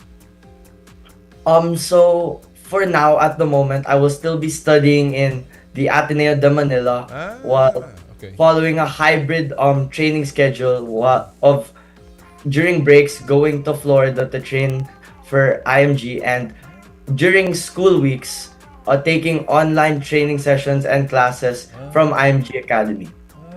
So you will still be here, but you will be given hybrid training, and will you ever go to Florida at all? We are planning to. We are still me and my mom and I are still planning that out for my future. Oh, okay. Very interesting. Did you apply for this, or were you recruited by IMG? Did you actually ask their help, or did they come to you and say, hey, I saw this guy, he's a really good player? Was that the way it was? Actually, all the details about that were handled by my mom. All I did was just stay hardworking, and I just did all the training that was assigned to me and all the tasks that I was given. Very good. Okay, you're also playing in the UAAP, right? I guess. Yes. Yeah. How strong is the Ateneo team right now as far as baseball is concerned? For baseball, I'd say in the UAP, we're doing pretty good. We're very strong. Yeah. They are. He's part of the gold medal team, winning team in the NCR, no? For the NCR in the Palarong Pambansa, and he was also, I think, were you like an MVP, Aiden? Yes. Yes, and he's the captain of the U12 national team to the Asian Baseball Championship. Wow. So Aiden has been around. How are you feeling? What did you feel when you got accepted to the IMG Academy? So I was feeling I felt very proud, and obviously I was so excited as I was given the opportunity to train with some of the best coaches and also train at obviously some of the best facilities. And what are you expecting to learn from the academy in IMG? What is the program like? So I'm really expecting to level up my game and to also get exposure from how players in the US play. As you know, it's the way they play in the US is very different than the Philippines. So I hope to get a lot of that, and I'll also help bring some of it back to the Philippines. Yeah, I guess if things go to plan, and you will go to Florida, you will have more exposure. Oh, yes. Year round in your sport, in baseball. Would you be willing to do that? Would you be actually willing to go to the US and really stay there and train in the US, Aiden? Yes, but that's still about my future. About your future. And of course, the present is really to play for Ateneo at this moment. But when you talk about your ultimate goal, what is the ultimate goal of Aiden? What do you want to be, as a baseball player in the future? For me, the ultimate goal is, of course, I really want to make it professional playing the MLB. Wow. Oh, that is a dream. That is certainly a big dream. Yeah. And it's always good to dream big, and what sacrifices are you ultimately willing to do to get you to that dream, Aiden? So for sacrifices, I'm willing to sacrifice almost anything, since, as you know, barely any Filipinos make it that high, especially in baseball, as it is not that much of a known sport here in the Philippines. Yeah, well, I guess what will happen here if he will really pursue his career in baseball. Baseball opportunity here is not as good as in Japan or in Korea. Even Taiwan. Even in Taiwan. Yeah. So probably the prospect here would be in a few short years, he'll be playing just like other basketball players playing in Asian tournaments. In fact, even the World Championships in baseball, the young World Championships, that's a pathway towards greater things. Would you be willing to play even in Asia if you are recruited by the Japanese or Korean or Taiwanese baseball leagues? For me, I'd say that's also counting as my achievement, as even if it's not like MLB, I still get to play professionally and doing what I love. Yeah. Well, as a final question here, Aiden, well, first of all, are you still willing to play for the national team even if you're already abroad and even if you are in the MLB? I guess, no? Definitely. I would love any opportunity to represent my country in any tournament. As a final question from me, how important is this for you and your family, going to the IMG Academy? And for you, what is the significance of this, Aiden? Does it show that you are really serious and on your way to making history for you and your country?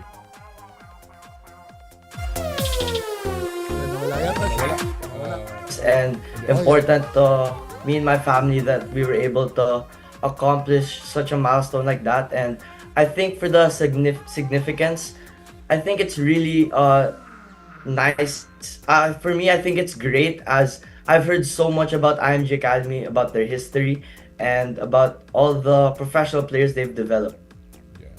Well, we are going to closely monitor your career, your 13 years old, your development as a baseball player, and we will certainly wish you all the best getting your training from IMG. And if ever you go to the US to study there and train, we wish you all the best. But I hope that you always remember to play for your country and be proud to be a Filipino.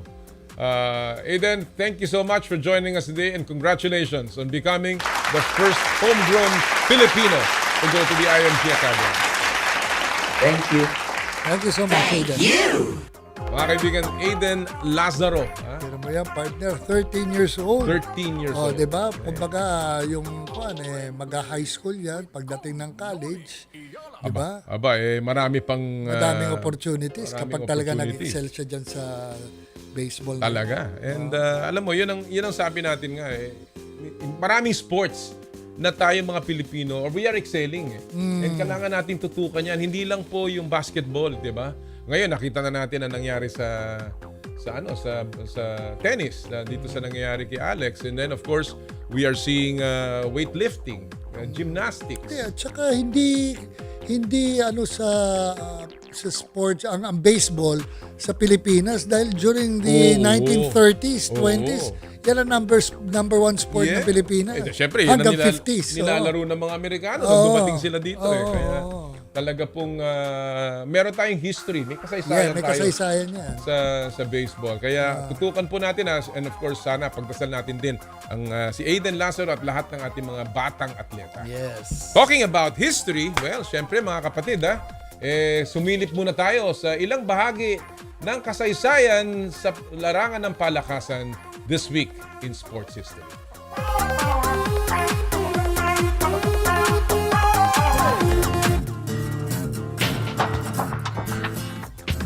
July 31, 2021, or 5 years ago pa lang, nagpakita ng total dominance ang Jamaica sa Olympic sprint.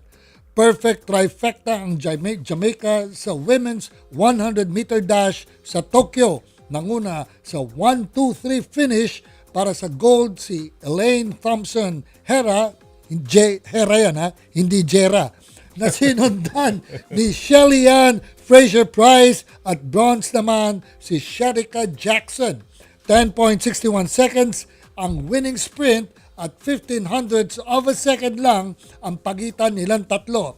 Jamaica's 1-2-3 finish in the Olympic sprint this week in sports history. Isipin mo, hanggang ngayon ang Jamaica, well, of course, alam natin si Usain Bolt, diba? And they continue to be that dominating powerhouse talaga sa Jamaica. Track and field, no? And that's something that we should learn, na there can be certain sports parang ikaw na mag-ari nun. Alam naman natin, like the Jamaicans in sprints, the Kenyans in long distance running, diba?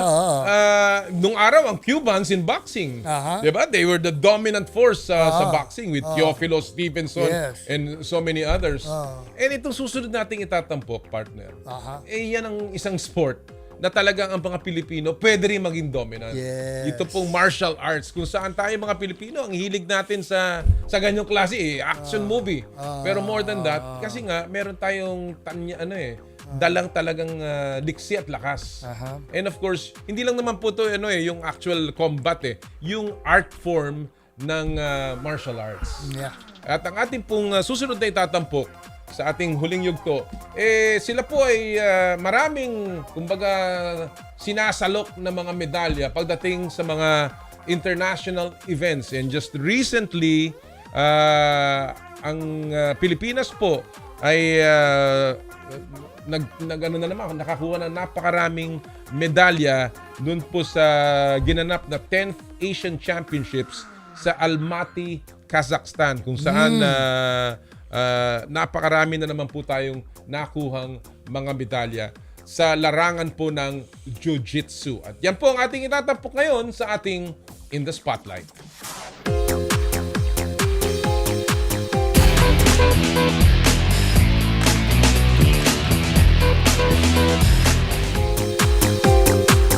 Well, nasa spotlight ngayong linggo ang Philippine Jiu-Jitsu team, isa sa mga pinaka-consistent na nagbigay ng international glory para sa ating bansa. Matatanda ang nag-uwi ang koponan ng 2 gintong medalya noong huling Asian Games. At para po pag-usapan ang kanilang paghanda sa papalapit na 20th Asian Games sa Nagoya, Japan, makakasama natin ang national team coach na si Coach Allan at ang ating pong mga pinagmamalaki na atleta at international medalists, si Marc at ang 2-time world champion na si Annie Ramirez. Magandang umaga to everyone. Thank you for joining us. Good morning. Good morning po. Good morning po. Yun, kasama na po natin si Coach, si Marc, and of course, si Annie. Thank you so much for joining us. Siguro, unahin ko na muna, partner, kaagad si Coach Allan, kasi alam naman natin na napakahalaga ng susunod na event natin, yung pong 2026 Asian Games. Malapit na po ang 2026 Asian Games. Coach Allan, kamusta po ang assessment nyo sa ating paghahanda? And ano bang areas ng focus ng training ngayon ng ating mga athletes sa Jiu-Jitsu? Hi, so sa ngayon meron kaming upcoming competitions pa. So sa Monday we're flying out for Worlds. Tapos after that, yung mga athletes like sila Annie, sila Marc, they will be training in Atlanta na. Sa US. Wow. So you're still flying out to the World Championships next week? Yes, may tuloy-tuloy kasing competitions this year. So on Tuesday we're flying. Tapos laban sila March 6 and 7. How long is the training camp na gagawin niyo po sa Atlanta? It's gonna be a month. So right after the Worlds, so August 16 na sila, lipad na sila. Along with the other athletes, sila Kyla. Si Kyla, she got silver in the Asian Games. Also, tapos si Jolly Gonzalez, Jolly Coy is flying out also. And si Andy Lau. Alright. Marc and Annie, alam mo, pareho kayong you've been competing in several high-level international tournaments patungo sa Asian Games. And of course now, naririnig natin nga that you're getting ready even for some bigger competitions. You know, pag ganyan, how do you pace yourself? I mean, sunod-sunod yan. And then of course, going into the Asian Games, how important is your conditioning? How is your conditioning right now? And how are you preparing yourselves dito sa mga competitions na to? I'll begin with you muna, Annie. Ladies first. Syempre po, with continuous training, then proper nutrition, then along with the SNC din. So, yun na po. Sa ating more mental, rin siya, like yung mindset mo, na since for this year, sobrang heavy talaga yung lineup namin for competition. So, halos 1 week, 2 weeks apart, plus ng 2 week apart lang. Tapos, may malaking training camp na naman, then competition. So, I think, yung proper training na syempre, despite, minsan, hindi rin maiwasan na na-injured ka. So, yun, parang kailangan lang talaga kumbaga mentally ready ka, physically ready ka for that kind of year. Meron bang Marc, meron bang mental adjustment when you compete in the Worlds tapos tutuloy ka sa Asian Games? Kasi alam naman natin ang level dyan Iba-iba ang level niyan And we know that pagdating sa World Championships, it's ibang level na talaga. It's a higher level. Yeah, of course. Hindi natin sa minamalitang Asian level. It's also a very high level. But do you shift your mindset sa mga ganyan, Marc? Well, yeah, tuloy-tuloy yung mga competitions. But I think in a way, it's a good thing because kung tuloy-tuloy yung competitions, you're always sharp. Like you're forced to always be competing. And then I don't think anything can replicate competing. So like, yes, we train every day sa mat. We train hard every day for sure. But nothing can really compare to the competition itself. So I think we're also training during competition, So we started, for example, sa Asian Championships like 2 weeks ago. Right. So that's a good tune-up for the World Championships, right? In terms of your question for like the Asian Games, I think a lot of the competitors sa World Championships also medal sa Asian Games. So actually in our federation, in our sport, Asia is really up there in terms of world level. So I think we're the top competitors on Asia. Wow. So I think in my division, for example, so World Championships, I think most medalists are from Asia. So the World Championships is a good tune-up for Asian Games. Oh, okay. So it's the other way around. It's the other way around pala. Wow. Nice. Jiu-Jitsu is a very old form of martial arts. We all know that, okay? Now, anybody can answer this question for the benefit of the listeners and the viewers here. Dahil normally, ang talagang alam natin pagka sinabi mo yung martial arts na pumunta sa sport, di ba, is karate, judo, taekwondo, and now coming up is the wushu. No? Now, we are gaining grounds in this sport. What's the difference? What separates pati sa scoring, sa competition, that differs from particularly judo and karate dahil pare-parehong made in Japan yan Please explain. Siguro si Coach. Coach. Yeah. Sorry, yung difference ng Jiu-Jitsu? Yes. Yeah, even in the sport, yung scoring lahat, ano ba difference niya? Yung Jiu-Jitsu kasi is focus on yung sa ground game.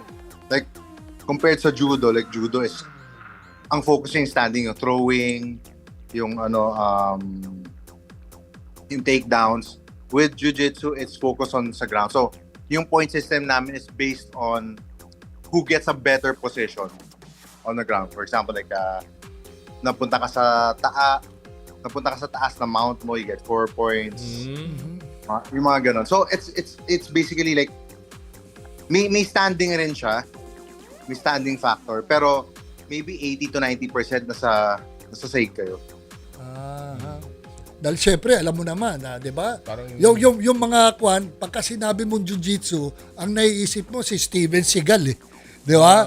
Di ba? But that's optics yan. So, parang maintindihan ng mga fans ng martial arts with regards to this jiu-jitsu dahil ang dami nating nakukuhang medals Yes. Di ba? We know that. In fact, in the last Asian Championships, 1 gold, 1 silver, 4 bronze. Diba? Again, and then of course in the Asian Games, tayo walang kicks dyan. Hindi kayo na sumisipa. Wala rin, di ba?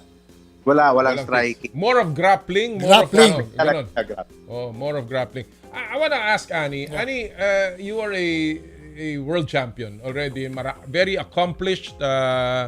You won your 3rd gold medal sa Asian Championships after Bangkok and of course after Amman and now in Almaty.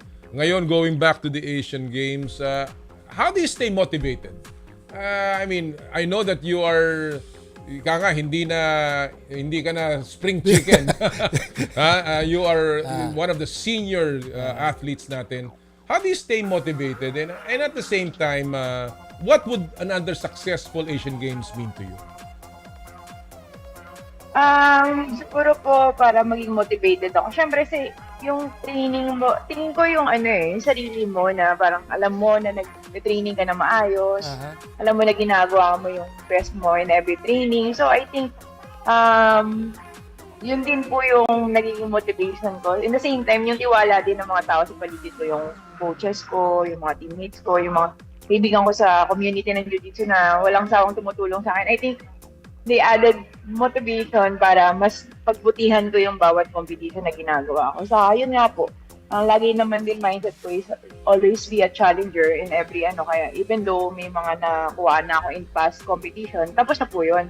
Parang more on, kung ano yung present time, yun yung gusto kong itil. Then, syempre, with the proper preparation, training, syempre, I think, mentally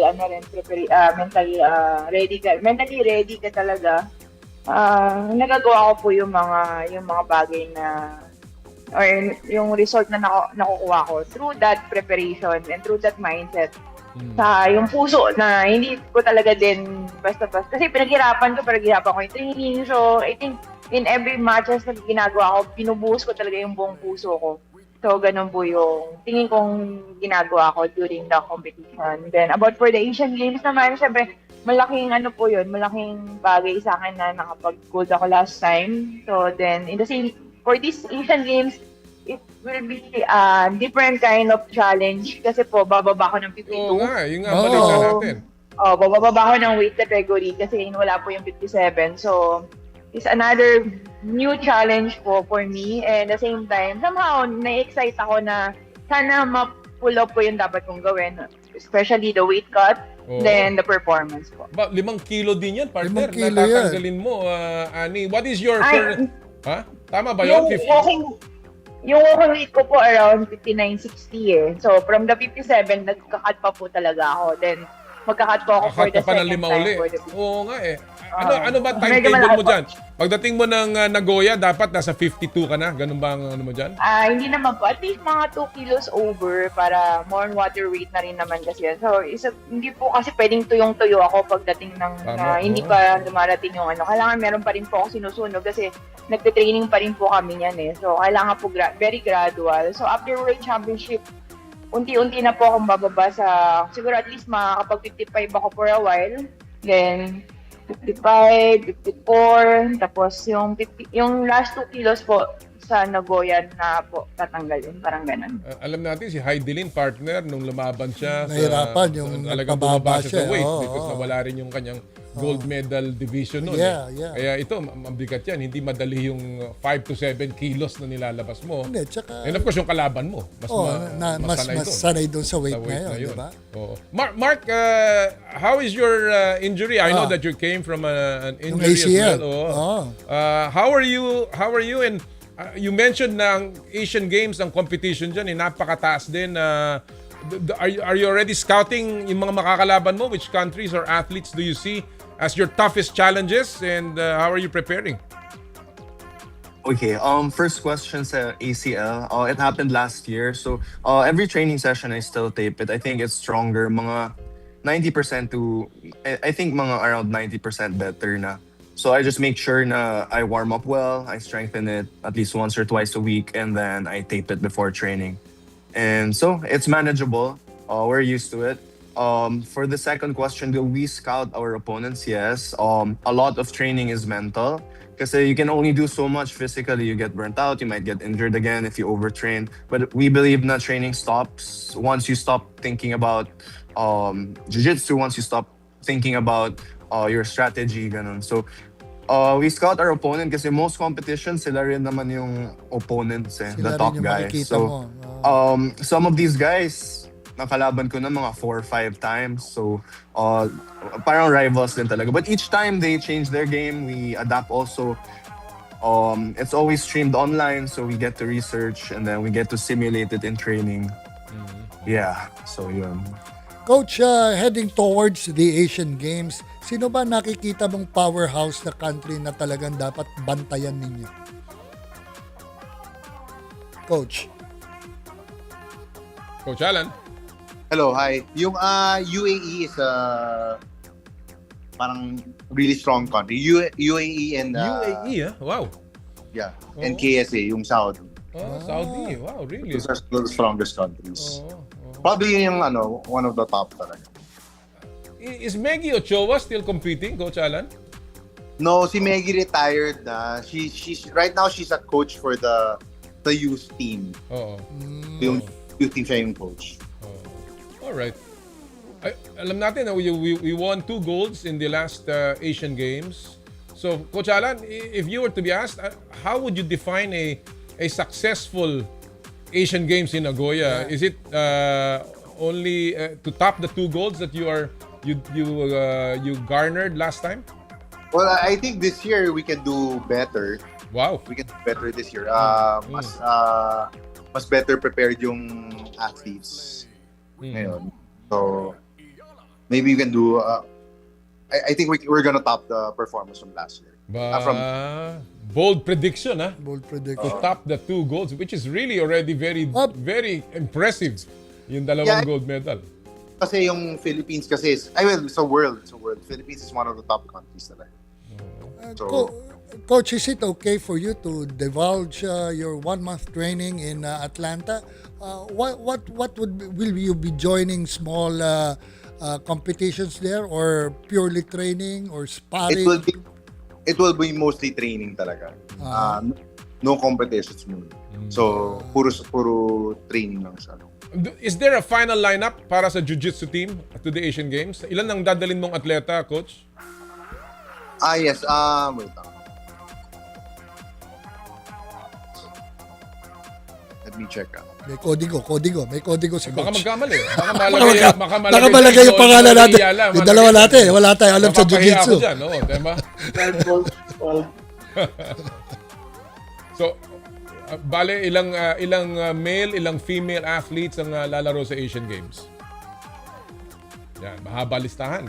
Baka Viber message yan, ha, Coach? Yung mga...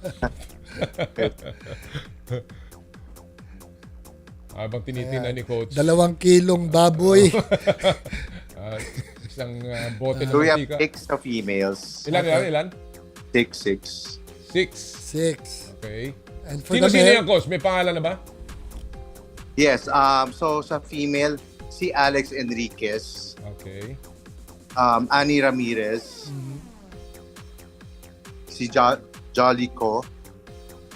Kyla Napoles. Uy. Kimberly Custodio. Yung Benavides, wala pa yon. Wala pa yung Benavides. Ay, wala pa. Okay. So, okay. Tapos sa male? Sa male po namin, it's si David Miranda, Luigi D, si Marc Lim, Marc Verhel, Myron Mangubat, Romeo Arellano, Santino Luzuriaga, Vito Luzuriaga, and Iman Baluyo. Alright. So talagang kompletong-kompleto ang ating koponan. Sa mga divisions. Lahat sasalihan natin. Lahat ng division.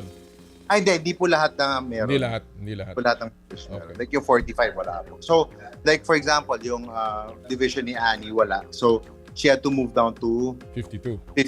Tapos yung like 45 kilos, wala. So, si Kimberly Custodio had to move up to 48. Okay.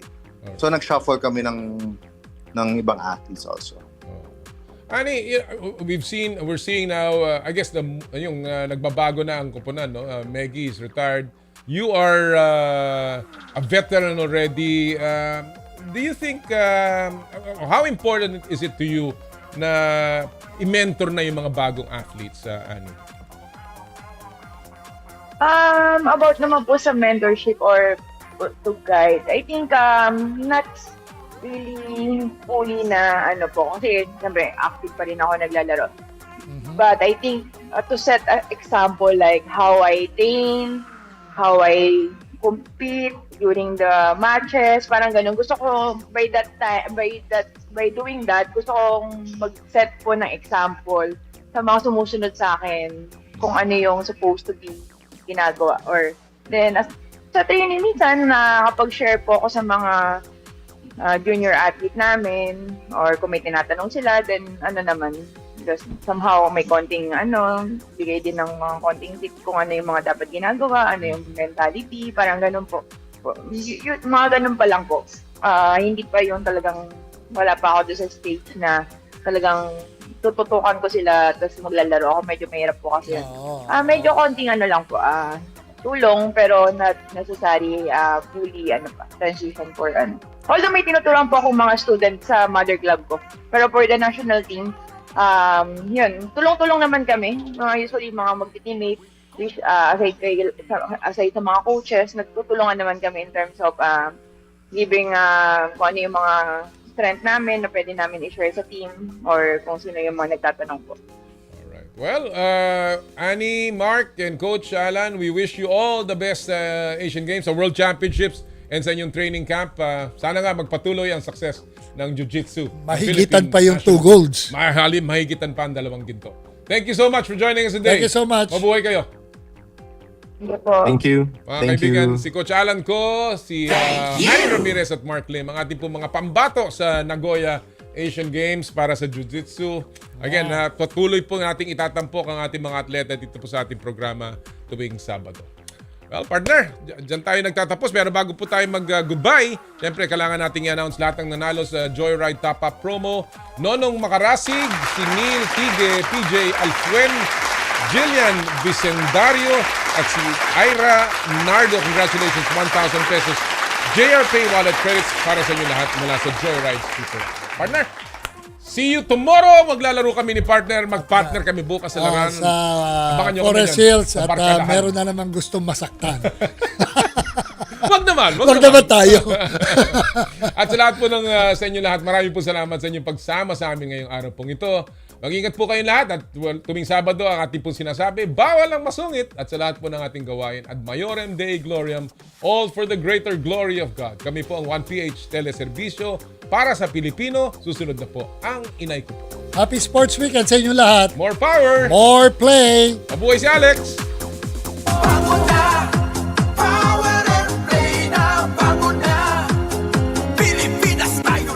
Sa kapwa ko Pilipino, ipagmalaki ang galing na meron tayo. Ilantad ang likas nating talento at magdala ng saya sa mundo. Sa harap ng pagsubok ay di susuko, para sa pangarap tayo'y porsigido. Magpakitang gilas na at magpapatalo, ipagdiwang natin ang Pilipino. Yan ang Pinoy. Mula noon at hanggang ngayon, talento natin ang bida. Mula sa simpleng bakuran hanggang entablado natin ipakita. May pagsubok man ng Pinoy, pinalalakas ng saya. San man tayo sa pulo, tsumbe, sibay, lakay, amiga. Sama-samang pakita ang galing natin katropa. Sa kapwa ko Pilipino.